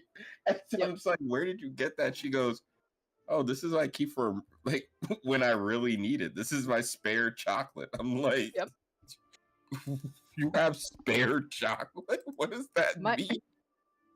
My spare chocolate has spare chocolate. I've got like 4 contingency layers. Clearly, like I did not realize how deep the chocolate prohibition goes sometimes, but it is real. Sometimes you forget to pack the chocolate, and then you realize that you switched bags, so you don't have your normal backup chocolate. And maybe you already ate the chocolate in your glove compartment, so you need to take your backup to the backup. You know what? Touche. Clearly, Freffle's scrummy trifection will be found if you were to ever find the DM Roundtable adventure bags after a 2-year journey. You may find a scrummy trifection in DM Lacara's next to her scrolls and spell books. Well, here's my point. All you need is a couple bars of dark chocolate. It has all the same abilities that they listed here, and it lasts just as long. This is true.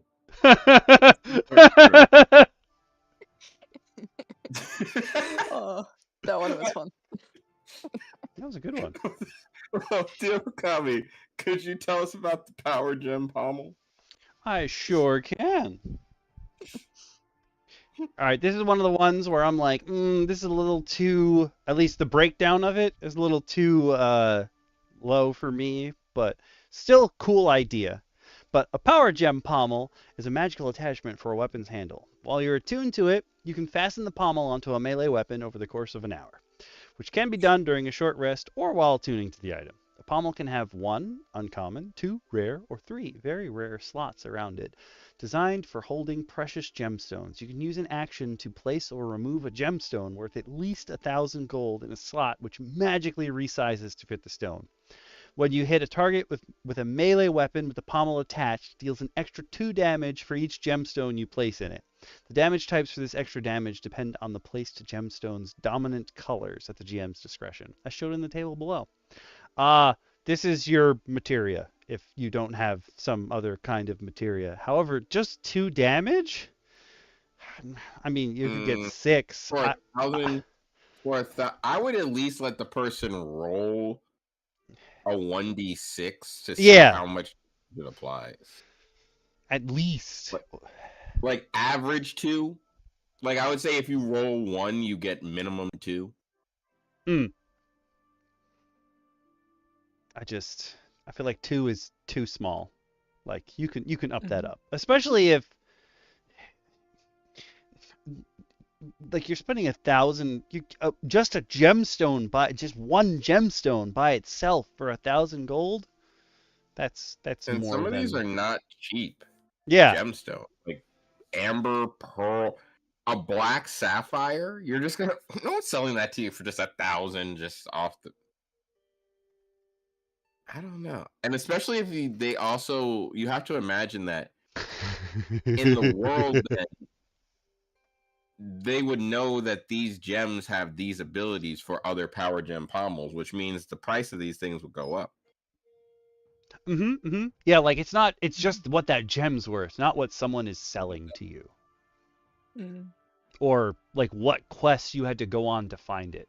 Like if I gotta kill a dragon to get stuff in their hoard and I only get 2 damage for it, I'm gonna be mad. Oh hell yeah. Oh, speaking of scrolls. Okay, this is one of the ones I said he's real good at making items and what have you. This next item for whoever wants to take the scroll of momentary omniscience is one of the ones where like the description's so long, all your players are gonna TLDR it. I got it. The scroll of momentary omniscience. When you use an action to read this scroll, everything becomes perfectly clear in a moment of fascinating realization. Despite the arcane phrases and manageable length, the scroll itself is outrageously long and filled with the nonsensical grids, lists, smudged diagrams, and other strange musings. Choose one of the following benefits. Answer. When you finish reading the scroll, you must also ask a question to a creature that can hear you. The question may need be answerable with a yes or a no, but can only include one question. The target must make a DC 20 charisma saving throw. You know whether the creature succeeds or fails its throw. On a failure, you mentally learn the truthful answer to the question from the creature's perspective, if any.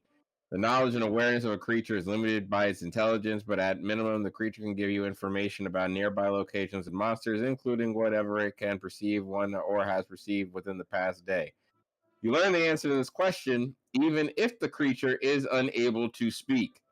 If the question has multiple parts, or if the creature can't hear or doesn't understand the language in which you ask the question, the scroll fails and the effect is wasted. Hold on, just need a. Yeah, you got to take a breather after that. So I'm just imagining my players they're gonna Dungeons and Dragons Honor Among Thieves this. I guarantee after reading this, they're gonna ask something incredibly stupid, like Edgin does when he uses Speak to the Dead, and he's like, "Are you dead? Are you alive?"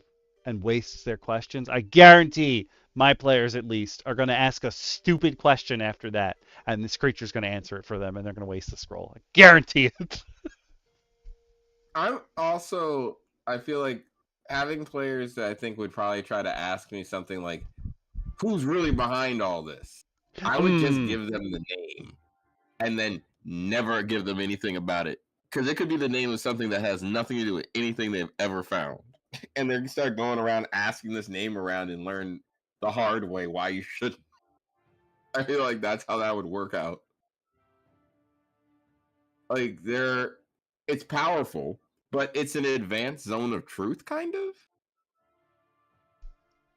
Yeah, like you can't say no because even if that person, well, you can't not say anything. Even if that person doesn't speak, you'll just figure it out.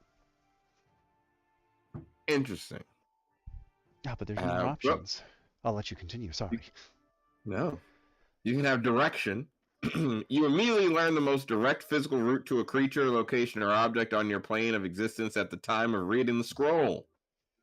You must have at least a second-hand knowledge of the target. You retain info for 7 days, at which time the knowledge is lost. After which time the knowledge is lost. If the target moves during the duration, the route remains unchanged from when you first learned it. Interesting. Okay. So you could pick up, you could say like, we're looking for the princess. Where's the princess? And if the bandits move the princess before you get to the location, your location won't change. It'll still take you to the first place it thought the princess was. Mm-hmm. I like that. That's a good way to like start a campaign. Your players are gifted this, and they're like, oh, maybe it is the princess you have to save, and then you use that to go to the bandit base. But the bandits were taken over by someone else. Someone else kidnapped the princess. Now you got to find them too.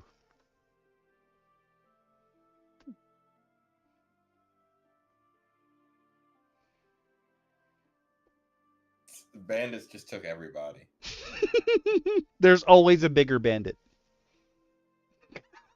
It's always Bandit Keith.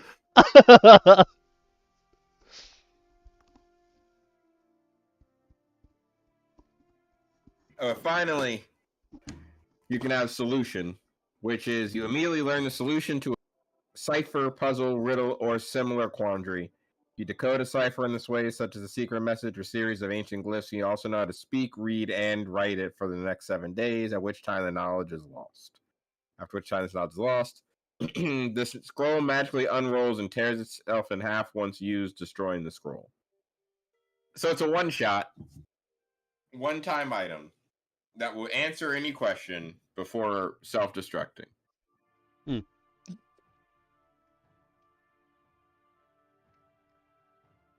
It's a good. It could also be a very good Deus Ex Machina item. Yeah. Yeah, I think you could definitely get away with that. Like if your players just aren't getting any subtle clues. The Grand Vizier gives you a scroll of momentary omniscience to try and solve your quandary. And they ask you the question, and you're like, the guy! Enraged. You're that meme of the guy who's so pissed off that you can see all his veins bulging out of his head. Yeah.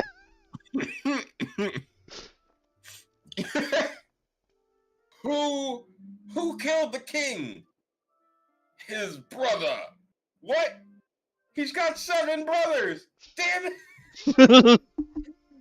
Line them all up. Where's the rules lawyer? Yeah. Question. Hey, DM Lacara, do you want to take the Cold Fire Phoenix draft? Oh yeah, that sounds awesome. Right. Look, if there's a phoenix in it, I'm sold.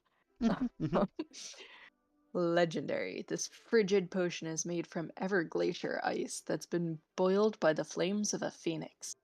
A single downy phoenix feather rests inside the bottle, which is turned blue from the potion's magic. What color was it before? Wait, the bottle turned blue? The feather turned blue? Looks like the feather turned blue. I guess that makes sense. Probably the phoenix was red. Yeah. When you drink this potion using an action, you gain resistance to cold damage until you die. When you die, that's like, wow. And then you're like, well, this is D&D. That could be 3 turns from now. Yeah. When you die, you are immediately returned to life with 1 hit point and 100 temp HP. While you have these temporary hit points, you are immune to cold damage, your speed is halved, and you have disadvantage on ability checks. Oh. Oh, okay. So you have a lot of HP, but you're really easy to hit. Huh. Interesting. Interesting.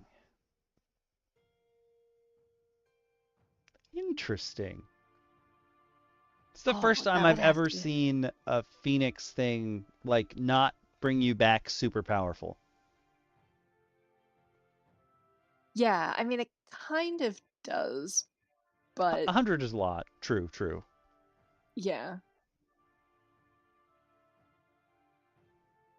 It's kind of balanced. Yeah. It's definitely interesting. And like you're not going this is a very specific item. Like you're Yeah. not going out of your way to find a cold fire Phoenix draft unless you know you're going to be fighting something that deals cold damage. Yeah. Or you got it on a random table.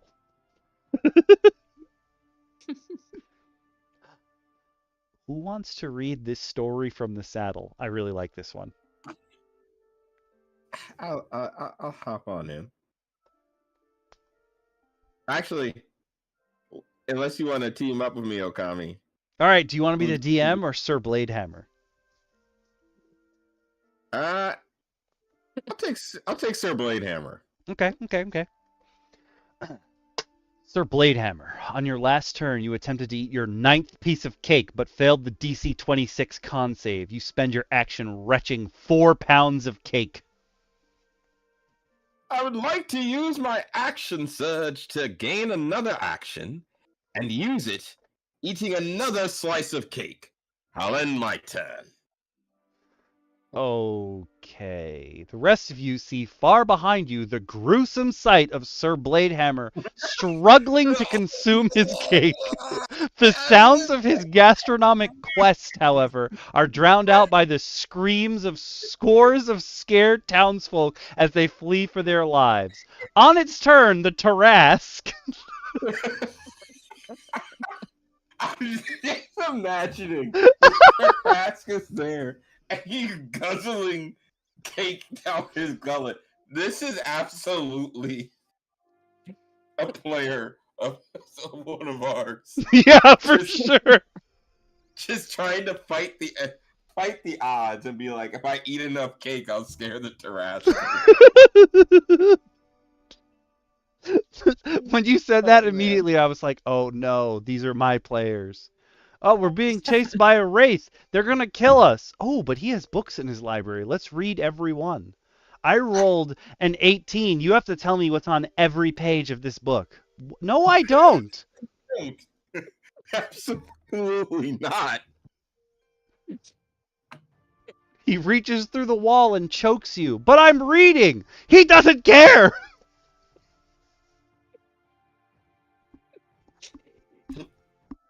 Oh.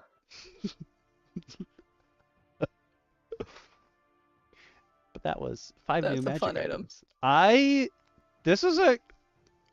Again, these were just all in my bookmarks. Some of them are like relatively... These ones were relatively curated, not by group, but by like what I thought we could fit into one episode. But this particular set of 5 items, I like all of these. Like they're going in my game somewhere. Well, I already have a materia adjacent thing, so maybe not the power gem pommel as it exists here, because that's too much for my players to deal with for sure.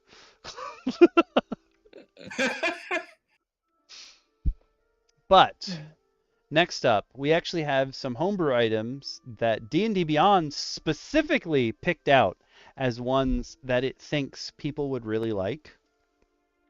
And they are all Valentine's Day themed, because I realized we didn't really do anything for Valentine's Day. We're a little late now, but I figure let's not wait a whole nother year and do them now. So if you're on YouTube, you can open the description, click the link, follow along with us. If you are on Twitch, blink, I'm going to pin this message for the next 20 minutes. Oh my god, it's so cute.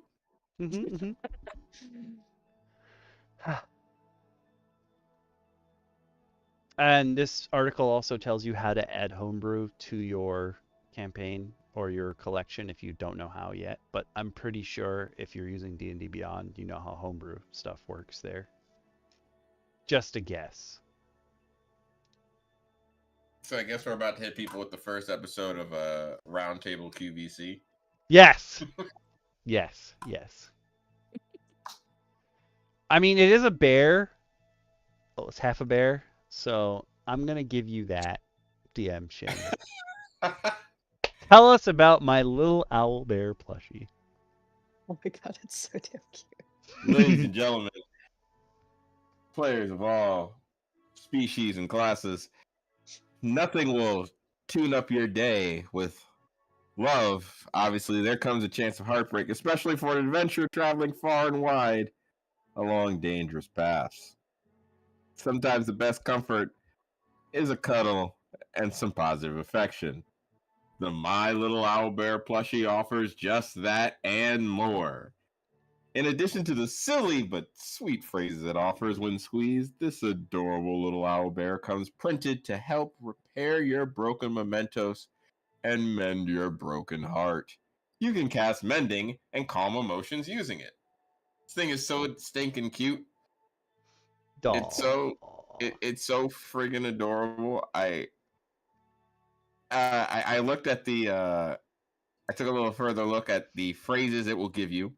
If you click on the link, it does give it to you. I'll read it out so we don't have to go off the page. But this plushie has 5 charges and regains 1d4 plus 1 charges daily at dawn. When holding it, you can use an action to cast a DC 13 Mending, which explains 1 charge, or Calm Emotion for 2 charges. And when squeezed, it says a random D4 phrase, including I treasure you more than a dragon treasures its hoard. I'll always give a hoot about your happiness. Oh. Oh my god.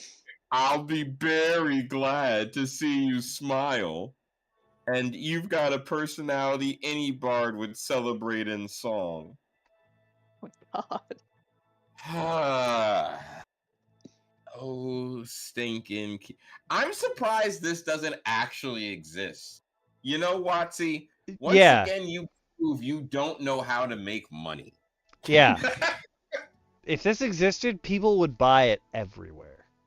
Do you know how many people would love this? There are owlbear plushies. They do exist. Mm. Do they talk like this? No. Missed market. Maybe we need to just corner the market quick. Start a makeshift right away. Yeah.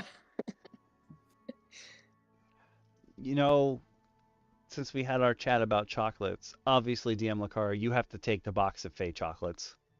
Oh dear. Ah, a box of chocolates is the quintessential Valentine's Day treat, but identifying each confection before you eat it is practically a Herculean feat. The box of Fey chocolates takes this sweet gamble to the extreme. Roll a d8 and find out what flavor you've eaten and its corresponding magical effect. I actually think I've seen this item before. I just noticed that it has a quote above it. Mm-hmm. The Feywild is like a box of chocolates. I'm terrified to try it. Said by Gum, Forest Gnome. See what they did there. Yeah, like I was like, oh, they did it. I was not expecting some of the effects to be negative, but some of them are negative. Oh yes. It is from the Feywild. That's true. It's true. Okay, each chocolate is beautifully crafted with unique and delicate designs that evoke the imagery of the Feywild. The box weighs half a pound plus an eighth of a pound for each chocolate it contains. What is it? People in D&D and weighing chocolate. That's somebody was hurt by their first game, their DM being like, I need to know exactly how much weight is on your character. Yeah. Like, what's my coin weight in chocolate? It's like coin weight in chocolate. I hate it here. I need you quickly to calculate it. Oh my god, everybody steps onto like an elevator going down into some dungeon shaft and the DM's like, wait a second, what's everyone carrying? You're over It's the like... weight limit printed on the inside of the elevator. You crash to the bottom and die, roll new characters. What do we have? How did we have over 5,000 pounds? One of your players had 3,000 pound coin weight of chocolate. I didn't know. I did. Or even worse, you get trapped inside their bag of holding, and they go in there. It's like, why is the inside of your bag of holding nothing but chocolate? Reasons. Categorized and alphabetized by flavor, profile, and location. Makes my life's work. I'm the chocolate lich. Chocolate. The chocolate. The chocolate? No, God. no. The chocolate leads the gingerbread man. And Yeah. it's yes, the chocolate Chocolate. leads. And, Oh and my god. its phylactery is like this incredibly ornate, like Fabergé looking chocolate Easter egg. It's Ferrero Rocher, but it's absolutely all with a peep inside. It has to have- Angriest looking peep. that's its taste. Yeah, they drew the face on with the eyebrows like tilted, so it's angry. You crack open the egg, it's like, you woke me from my slumber. It just turns around, draws on the eyebrows, and turns back. Prepare to die. Like, oh shit, why is this thing means business? Oh my I wish we had someone in our group. I wish we could animate this just for a second, like how we always do it animated. I need this animated. Anybody out there is watching this and can animate this, please send it to us. I will Yeah. send you $10 whole. I'll send you chocolate. There you go. Chocolate, $10. This is a roundtable exclusive. Chocolate and $10 for animations. This is our only offer. Oh, all right. So, the magic, the chocolate begins to melt as soon as you take it out of the box. The magic is lost if you don't eat it by the end of your turn. You have to roll a d8 and see. Okay. Oh, and as part of the action to remove the chocolate from the box, you can choose to make a DC 17 investigation check to identify the chocolate before it's eaten. On a success, you can roll twice on the table and choose which roll to use. On a failure, roll twice on the table and your DM chooses which roll to use. Oh no. Oh no. Okay. So your options are caramel. You're unable to speak for 1 minute as caramel cements your teeth together. Fair, fair, fair. Cherry cordial. The unexpected combination of flavor and texture leaves you retching and reeling. You are incapacitated until the end of your next turn. What do you have against cherry cordial? I want whoever's eating the cherry cordial to also be trying to eat as many slices of the cake.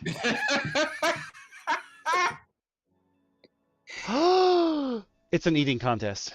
It's just cherry Okay. cordials in the cake. Oh. The sound, coconut. The sound of chomping fills your ears as you chew a seemingly endless amount of coconut shavings. You are deafened for 1 minute. S. That's fair. Espresso. A jolt of energy suffuses your body. Your speed increases by 10 feet for 1 minute. Oh, not bad. Mint chocolate. Chilled by icy cool mint, you gain resistance to fire damage for a minute. Mm. Oh man, wash it down with the Phoenix thing. You're invincible. Truffle. Bolstered by the decadent texture of chocolate truffle, you gain 1d4 plus 1 temporary hit points. Seriously? That's terrible. I mean, the other options are for you to be incapacitated or unable to speak for a minute. At best case scenario, you get 5 temp HP. I would at least make it 10, considering how powerful everything else is. Yeah. Whiskey, you become immune to the frightened condition for 1 minute as fiery liquor smolders within your belly. Oh yeah. Okay. I'm just imagining now. Oh no, they've got an aura of fear. Hold on, I've got the solution. Are you getting drunk? Yep. Liquid courage. And They white hate chocolate. white chocolate the most. White chocolate. The extreme lack of chocolate flavor is jarring and leaves you with a prolonged feeling of disappointment. You have disadvantage on ability checks for 1 minute. Whoever your suitor is, they suck. Yeah. They I just mean, want you half to of them die. are positive and half of them are negative, but it's like they're not, I would say they are not balanced. Just having incapacitated in there alone, yay, yay. Yeah. Someone wants to kill you. This is your suitor is an assassin. It's like, no, your suitor is one of these like chuckleheads that's like, it's really rare. And it's like, yeah, but it could kill me. Yeah, but it's really rare and expensive. It's like, am I supposed to thank you for this? Yeah. I was bad at this.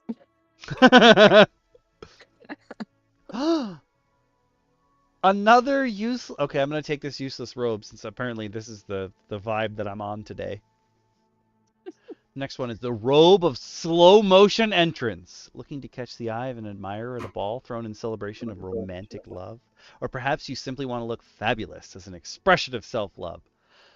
The robe of slow motion entrance will make heads turn, ensuring that all eyes are on you. In short, it's going to prove that you're all that. Regardless of your reasoning for making a grand entrance, one outcome is certain. The rogue in your party is going to love you for creating a distraction. What does this bad boy do? As an action, you cause the robes to billow and sparkle brilliantly. You can use this action only if you haven't moved more than half your movement during the current turn. When you do so, your movement speed is halved and dramatic music begins to play. Each creature within 30 feet of you that can see you and hear the music must make a charisma saving throw, DC 17, or become charmed by you until the beginning of your next turn. A creature charmed in this way turns to watch you as you make your grand entrance, has disadvantage on wisdom checks to perceive any creature other than you while it's charmed, and if a creature saving throw is successful or the effect ends for it, it is immune to the effect for the next 24 hours. You cannot hide on the turn in which this effect is active. This is on the same level as I use a banana phone in my campaign. It's got 5 charges and it just looks like a regular banana, but you can cast sending through it 5 times a day.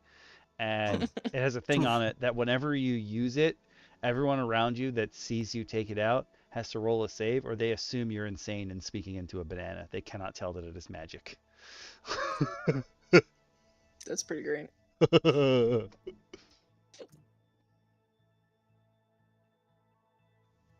Oh, the microphone did not catch that. I said at the beginning, I don't know if anyone can hear it, but I guess someone got a new ATV in my neighborhood, and it is the loudest thing I've ever heard. Like, he has a reverse muffler. He has a sounder. What? It is so loud. Oh God. I never No, I'm on will Twitch understand too. people like that. Hey, And Waz they're is over on it Twitch. at night. Yeah. And so's DM Lacara. All right, who wants to take? Oh my God! I just realized what this next one was. Oh my God! Yes. Take the lover's pottery wheel, please. So Oh my when God! you're sitting there and you just need a little more, it's something just you want the moment to feel nice and swazy. You might get yourself a lover's pottery wheel, because who says a ghost has to be scary? The lover's pottery wheel can improve a character's ability to hand make something special for their loved one. Who knows? You might even have a chance to speak with the specter.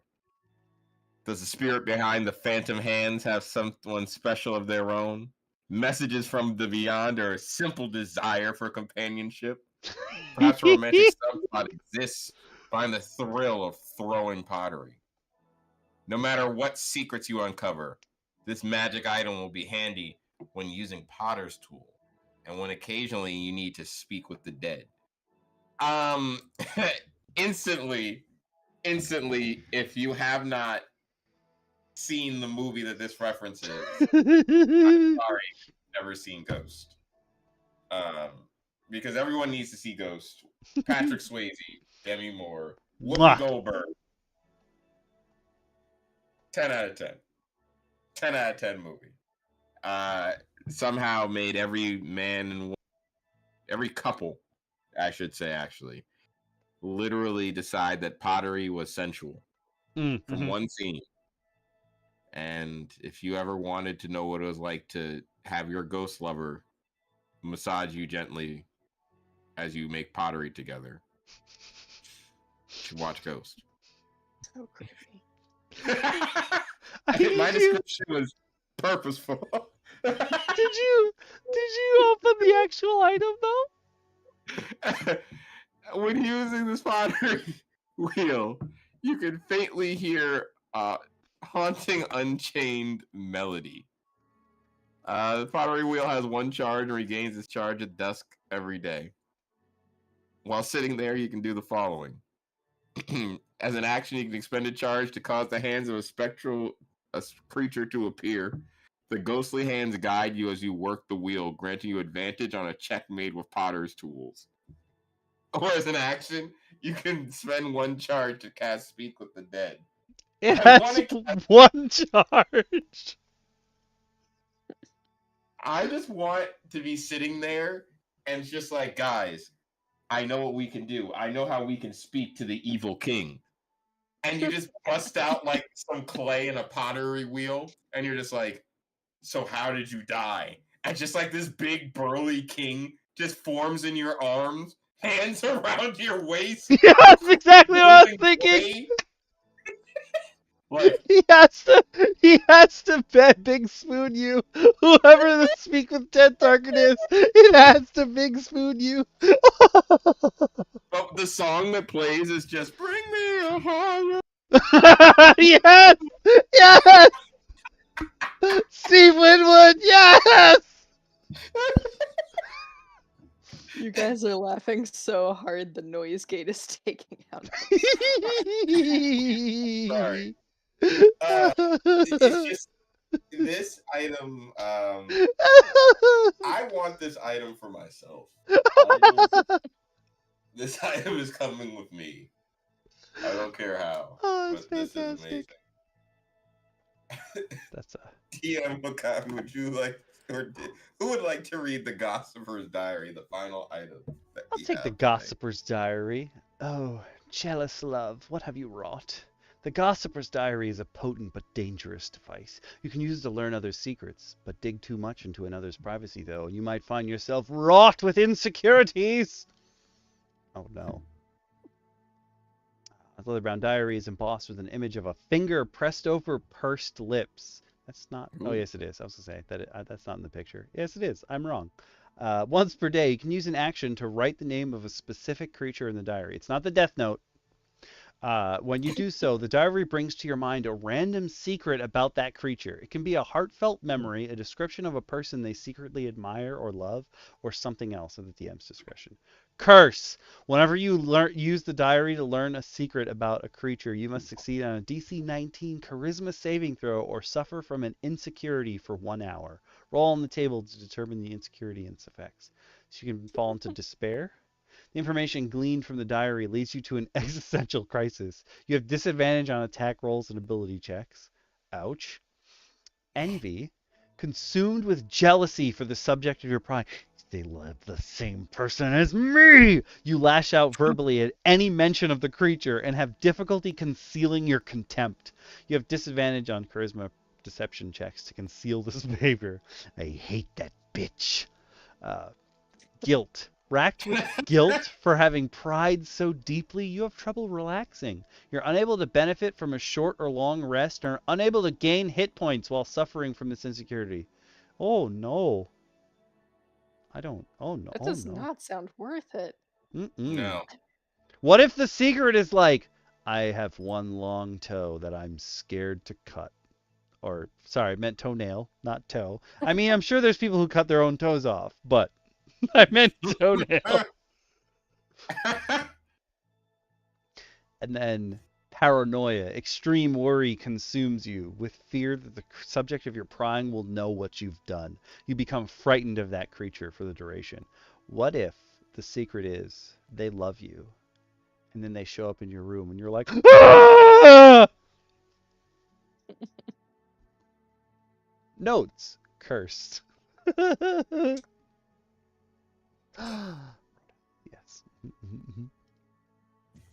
But that was some nice. I'm a ghost fucker, and the secret I found out was that you love poetry. Jeez. We have one more thing to go through, and these are all tiefling related magic items. Where is, let me pop on the new music. Oh, that's not helpful, dude. There you go. Blink. We don't need this loving music anymore. Here, if you're on YouTube, you can open the video description, click the link to follow along with us. If you're on Twitch, boom, posting it on Twitch and pinning it for the next 20 minutes. But we probably won't be here for 20 minutes speaking about this. Probably not. But yeah. I think this is gonna be a quick one because we're a little bit over budget time, but that's fine. When are we not? This is just a pinch. I just realized Nightbot came back to the chat because I was testing something, and it looks like Nightbot is in fact typing in Twitch chat. Oh, and my commands work. Cool. Apparently you have to tell Nightbot to come back to your chat if he hasn't been in there for a while. So, yeah. Good to know for the future. Who wants to take on the Hell Guard? These are all items that require attunement specifically by a tiefling. DM Lacara, would you like to take the first one? Sure. Let's see. Wondrous item, uncommon. Attunement. Crafted from obsidian, this amulet holds a core of molten lava that never cools, encased in a transparent crystal. The chain is made of dark iron links that are ice cold to the touch as it absorbs all nearby heat.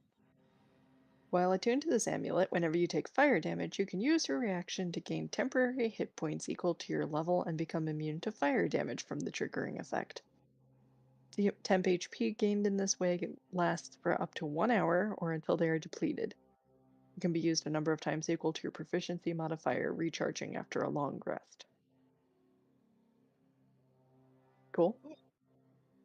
I'm so glad they added you can use this a certain number of times. I was like, so you're just immune to fire. And you get health from it. You can make it real. It's going to be real annoying for me to kill you now. No. Aren't they already resistant to fire damage? Mm-hmm. Yeah. Yeah. So just giving them upgraded defenses, I guess. I would just play with like flashing the lava back and forth in the crystal all the time. I'm like a cat like that. All of my time. Who wants Ember Lash? I'll have on to Ember Lash. Ember Lash, it's a whip weapon, which is rare. You very rarely nobody uses whips. It's a very rare, which makes even more sense, and it requires attunement by a tiefling. This whip is a masterwork of elemental forging with a hilt of polished obsidian and a lash of pure searing flame. The whip's fiery tendrils dance and weave with every movement, creating a weapon that is both beautiful and deadly, radiating an intense heat that can be felt even at a distance. This whip deals an additional 4d4 fire damage on a hit. When you strike a creature, you can choose to ignite them. Target makes a DC 18 dexterity saving throw or takes 1d8 fire damage at the start of each of its turns until it uses an action to extinguish the flames. As a bonus action, you can use the whip to attempt to grapple a creature within 15 feet. Spellcasters have a particular disadvantage on saving throws to resist the grapple.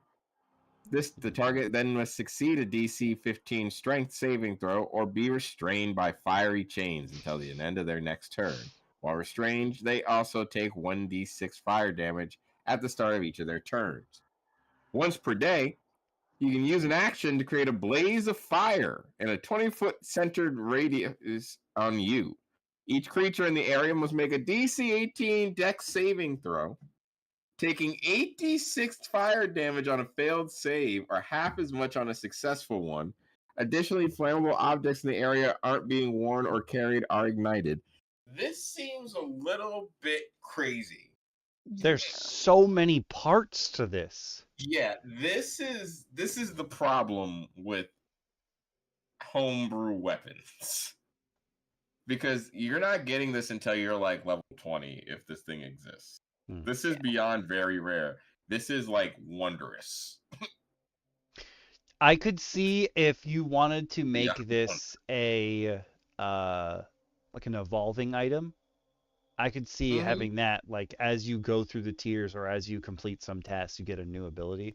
But I'm just thinking at the very end, when you finally get that last ability, that your character like starts to cycle the whip over his head like a propeller, or her head, and they're like, I am the fireball, and it's the first you hear, like the crack, and then it's just like all around them for the first time. Like, that's such a cool, flavorful moment. That I'll accept. That I will gladly accept, and especially as an evolving weapon too. Yeah, there's just too much here for, if your players get it all at the same time, they're not gonna read the whole thing, and they're not gonna be able to parse out that information. Like, evolving weapons are great because your player has to learn how to use them as they go. Like, oh, there's a new thing that I can do. I'm going to add that to what I've already done. Instead of, if you get it all at the same time, most of the time people just zero in on one thing that they like and ignore all the other features.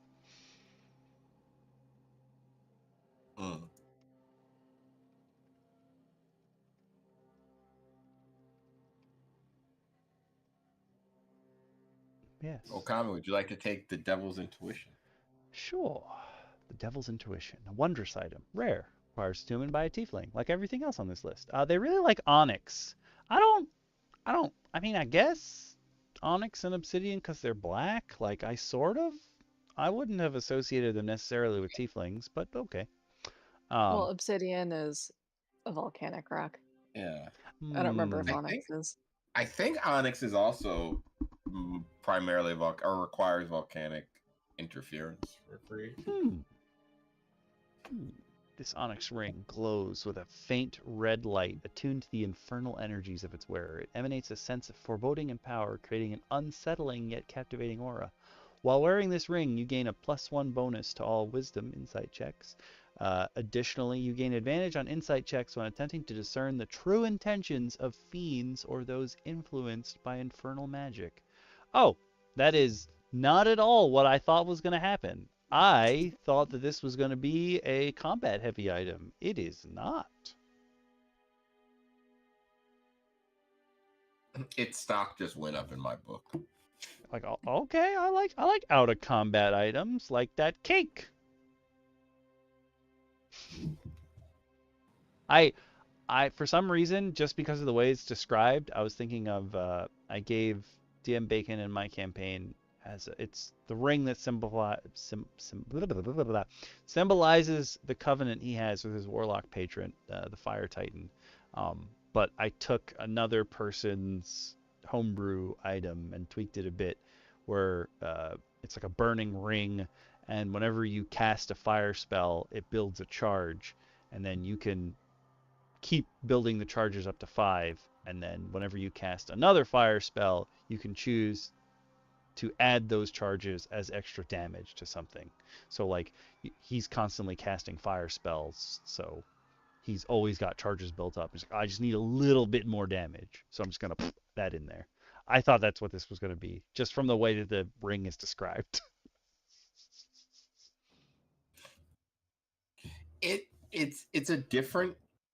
It's very different from what you're normally expecting, but yeah. I will say, excuse me.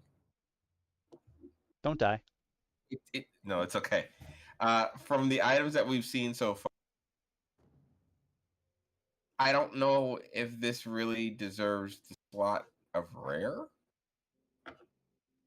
I feel this may be more uncommon. Like rare, I think rare gives me an idea that's a little bit more grandiose than this. I feel like this is also like very specific to what you're gonna need to do. Like I could understand maybe because of the specificity. The specificity. You know, words are hard. Today they are extremely. But towards fiends, maybe maybe it is rare just from that, but I don't know. I feel like giving you a little bit more, like maybe like a zone of truth kind of feeling towards fiends or something like that. Like they have like an additional disadvantage towards lying to you. Like a +1 for a rare seems low. Yeah, I would give them at least a +4, especially against fiends too, who are known to have high charisma in general. Just like as a monster type.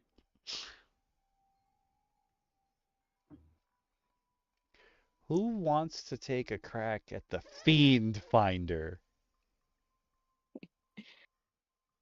Go for it. I'll take a shot at it. Okay. The small compass has a needle that is blackened and slightly warm to the touch. The face of the compass is made of a dark glass, and the casing is crafted from a dull, heavy metal. When activated, the needle trembles and slowly swings to point in the direction of the nearest fiend. While holding this compass, you can use an action to detect the presence of fiends within a mile. The needle points in the direction of the nearest fiend. Additionally, you gain advantage on checks made to see past a fiend's illusions. This is an uncommon, wondrous item. This is something I give to my players in their campaign to help them complete a task. Yeah. This is not something I drop in just for them to find because it has no real purpose. Like outside of having a fiend-heavy campaign, I would have to give this to players. I would have to have a reason for my players to find it. Yeah, maybe this is something that's like lent to them as they go on a quest for something specific. Like the quest giver's like, take this with you. But also, it doesn't say that you don't pop up on it. So if you're one of those people who rules that tieflings are technically fiends and have fiendish blood in them, it would just point to you every time. That would be As really written.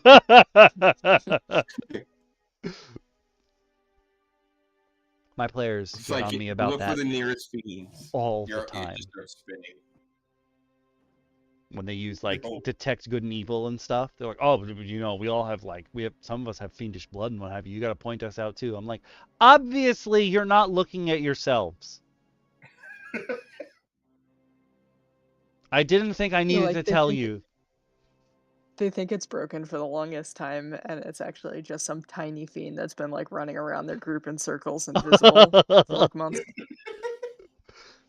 Flipping them off at every turn. Yeah. Oh, the war paint. Yeah, take the war paint. Uncommon. This small jar contains a black viscous substance that can be applied as war paint. Never does tell you what it is. When applied, the wearer feels a surge of raging emotions and hatred, channeling the fury of the 9 hells. You can apply this war paint as an action outside of combat. While wearing the war paint, you can use a bonus action to enter a hellish fury for 1 minute. While in this state, your melee attacks deal an additional 1d4 fire damage. That's not a lot. This ability can be used once per long rest. If you have levels in Barbarian, you can apply this effect each time you enter a rage, and the damage die is increased to 1d6. Okay. I mean, maybe it's Maybelline. Strangest commercial for it ever, but I'm behind it. Yeah, only because at first I wasn't really a fan of it until they mentioned that it auto applies itself on Barbarian Rage. And now I'm just imagining a Bugbear Barbarian with Hell's War Paint, or like a Tiefling Barbarian that's like part Bugbear. somehow, or like even has like lycanthropy of some. They're like half transformed and they rage, and you just turn around and they've just got running mascara. And they're just ready to fight their opponent. Oh my And god. you're just like, oh god, what's happening? As this like running black living mascara forms lines going down their face. Who ticked off the drag queen? I'm thinking, oh my god, the girl Evil X from Scott Pilgrim vs. the World in the live action one. I'm just imagining her face paint. Oh my god, what is her name? All I can remember is I'm not bi-curious. I'm bi-furious. Greatest line of any movie ever. No, this is definitely the creature. This is definitely the item I'm having a lot of fun with on my character. Like if I put it on my other character, I put it on my character, he turns on my bard, all of his songs when he becomes a barbarian, he just turns emo. Yep. Yep. Yes, He it just was starts 100%. playing the Welcome to the Black Parade. Or the kill. Oh my god, yes! Yep. Absolutely. I mean, okay. 2 things. 1, this apparently never runs out. No. I was thinking about that. It feels like it has to be you're putting part of the symbiote on your face. Like you're just like the goo is alive and now it's become a part of you. And it recharges itself. Like there should either be charges or a set number of uses in this. Or, and also, I mean, I get that it's only uncommon, but like 1d4 fire damage, really? Yeah, like you're getting I feel that. like it's You're, the people with the bows and the crossbow bolts in your party are just like rubbing their ammunition on the floor with a piece of flint, and they're getting the same bonus. Yeah. But I also think that for the barbarian aspect, it should scale up with your barbarian rage. Like it can be 1d6, but it should go up in power if you're a barb. Like if you want to leave it 1d4 and make it like an item that's really particular for like a tiefling barbarian, I'm okay with that. Yeah. Like if that's where you want to put the scaling down. Even like giving it almost cantrip bonuses, like 1, 5, 11, and 16. Like if you went 6, 8, 10, 12, like at the end, it's gotten stronger with you. Like it's fused into your muscles at that point. That'd be super cool. Yeah.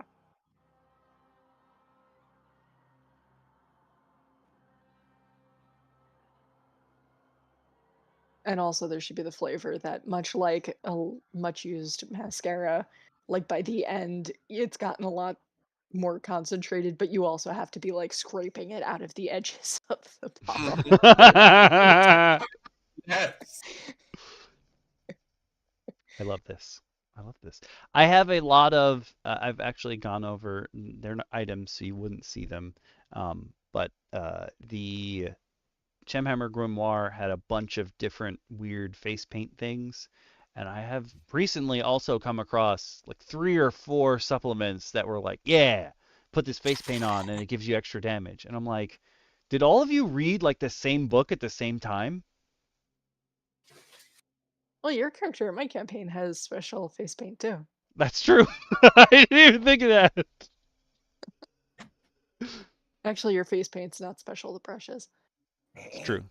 When people are like, we told some people in DM Lacara's campaign, we were trying to explain to them that like we're sort of kind of chosen by the gods, but none of our gifts from the gods sound like they're magic items at all. I was like, I have a paintbrush. I paint your face. Yeah.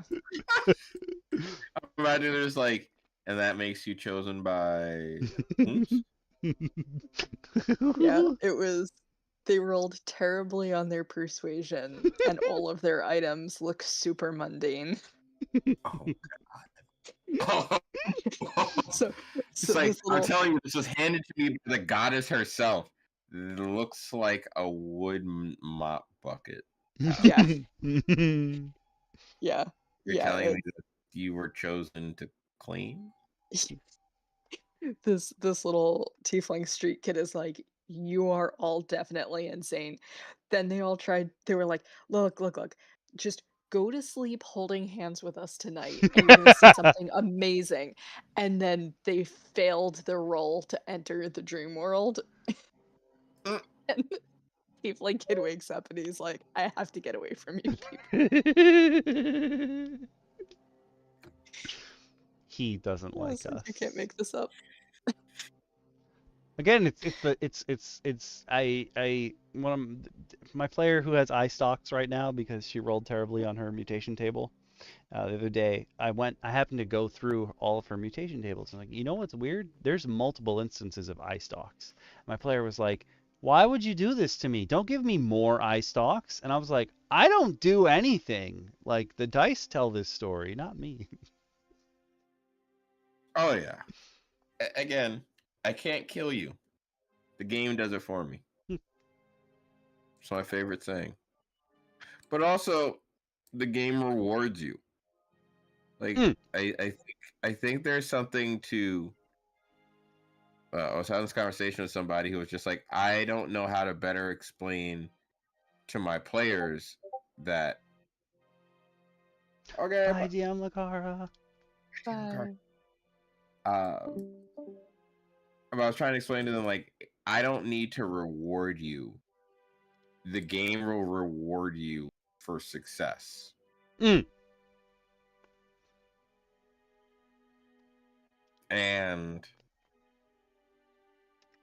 they couldn't fully grasp that. And I was like, no, but I can literally only do but so much to reward you. But if you want to go investigate that wizard's castle, if you want to go investigate that treasure chest, if you want to look deeper in some building for stuff, I can reward you with items. Because you know there's more than just experience as a reward for playing the game. Mm-hmm. That's why I kind of like doing away with experience. I'll do I've like going into now like experience points per task completed.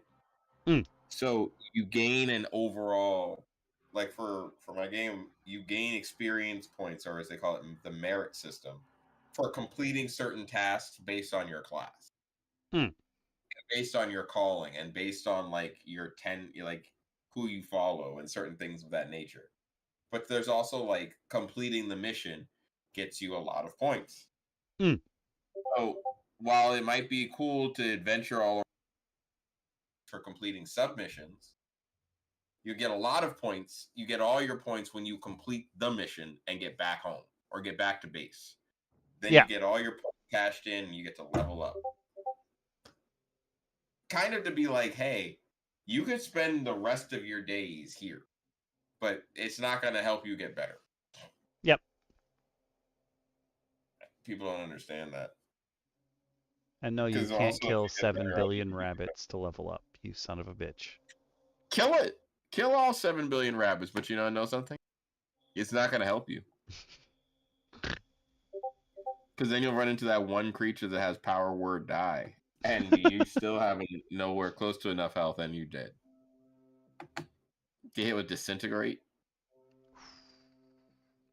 Disintegrate in the chest. But we finished everything we set out to do. There is no poll. I said this at the beginning too, but there's no poll this week because next week's episode is our 1-year anniversary. Holy shit. We've been DM Roundtabling for 1 whole year. We've had DMs come and go. We've had DMs join the chat and never participate. But DM Lacara, DM Shin, and I are still here. We've made new friends along the way, like Awaz and Jip. Like, we're doing great. So next week is a very special episode. Actually, this sort of came about because of you, Awaz, when you were like, "Yo, clip show," and we were like, "Huh." We thought about it. We were like, sort of, kind of, yes. But we also want to, we're going to make sure that this is the first time we have handouts of stuff that we've made for next week. So there will be a handout. It's going to be a free post.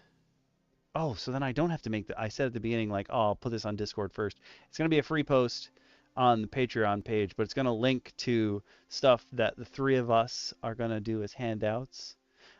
Mine is going to be, we did look at, way back when, we looked at the Arena Guy's runes for ancestral runes. And I said in my campaign, I use giant runes from a different user. And I went and took all of the runes that the Arena Guy had come up with and made them fit in line with the giant runes that I use, so that there's 2 enchantments for every rune. There's a weapon enchantment and an armor enchantment.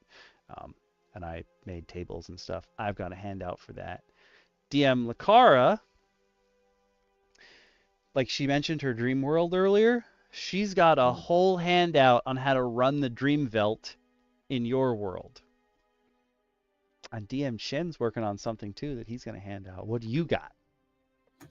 I'm going to be AWAZ's request as well. I had mentioned expressed interest in a potion throwing class. So I am going to be converting a subclass version for the Artificer. Kind of compatible with the 2024, but more compatible with the original 2014 version of 5e's. Rules for subclasses. Kind of giving you a cool little potion throwing Artificer that can swap out its normal weapon attack for random potion throwing. The unstable concoction, and giving it cool little throwing weapon proficiencies to be kind of different and interesting. So I'm going to have that ready for you for next week. We got stuff for you. Oh, Okay, yes. well, the music is still infernal, so once I said we got stuff for you, immediately there's just screaming in the background. Apologies. That should have been more triumphant than, oh, the world is ending. But yeah, we got special stuff for everybody, and I'm hoping that, not hoping, I know this is going to happen. This won't be the only thing that we hand out to you guys over the course of this next year of DM Roundtable. We're gonna try to ramp up some more. So there'll be stuff and things. There's lots of stuff going on in the background, and hopefully we even get to play some games here and there with all the stuff we've used here. But yeah, next week, free stuff for everyone. Free things. And it's just gonna be nice to give back to the community. And are you also using the home brewery, DM Shin? I will be, yes. I don't know if DM Lacara is ever going to touch the home brewery again after this. So we'll see. Might be joining. I might be joining her. So. Yeah. Free stuff for everybody. There will be links and items and stuff. But yeah. And I don't want to jinx this, but some of our fellow DMs may also show up for the anniversary. I'm not gonna say who. It's probably not anyone that has never participated so far. I don't think I can talk those two into showing up. But previous DMs who have hung out on DM Roundtable, I'm pretty sure I can talk them into showing up. It sounds so ominous. But it's true. It's true. So, enjoy your games until then, and we will see you for our anniversary episode next Monday at 8 p.m. right here on your favorites, YouTube and Twitch. I will see you before that because I'll be streaming Horizon Forbidden West tomorrow night at 8. Same Okami place, same Okami time. Oh yes. Oh, yes. I'm excited. I'm real excited for 8 p.m. Same time as DM Roundtable, but on Tuesdays. And for the foreseeable future, I'll be streaming my way through Horizon Forbidden West. It's gonna take me a while. I'm hoping at some point to also stream on Fridays because there's a lot of game for me to cover. But as of right now, other things are happening on Friday, so I won't be able to stream. And I did mention this. I think the poll is ending soon. If you haven't voted, I put up a poll on YouTube and I put up a poll in the Discord for what you guys want to do for the thank you stream. And the choices were Marvel Rivals again, because that was hella fun. Like 7.5 hours hanging out with you guys. We had a blast. And then the second option that I put in was a huge unboxing. And at the beginning of this stream, I was talking about it. That is currently winning both versions of the poll, so I'm pretty sure that's what we're going to end up doing. I'm going to open up the, 70 boxes of Arena, the contest, and Scenarios Adventures stuff that I have, which will probably take a few hours. I don't know if it's going to take 7 hours, but it's going to take a few hours to get through, I'm sure. And then the third option was you guys chill with me while I fix up my magic decks, because I got a bunch of Duskborn cards that I haven't seen if they fit in any of my decks yet. But I'm pretty sure unboxings is winning, so most likely that's what we're going to do on the 29th. Yeah, no, the 30th is the last Sunday in March. Oh, 30th. So come on, hang out with that. I don't know if I'm also going to do Dragori Games, so the people who make Teneras and Arena. They have a 5e set of books. Like they have their own player's handbook, their own DMG, their own monster manual or grimoire. I can't remember what the third book is, but they have their own thing where they've converted everything in the board game and the board games universe to 5e. So I might also open those, but it's mostly books. There's not as much cool stuff in there that there is in the rest of the stuff. But like all of that board game stuff, they've already done all the work. I don't have to convert shit, which is awesome. But yeah, that looks like what's winning. If you haven't voted in it, go vote in it. Actually, I see that the Discord is pinging me. No, okay, the poll's not over yet. It's almost done. But yeah, I'm thinking that's what's going to win, and then I will make that. I'm going to make the thumbnail for... oh, actually, I'm going to ask you, DM Shin, for a picture or something you want me to throw in the thumbnail. And then I will make the thumbnail for next week's DM Roundtable Anniversary episode. So we will see you all next week. There's going to be free stuff. There's going to be celebrations. It's going to be a party. A Dungeons and Dragons party. Happiness and joy.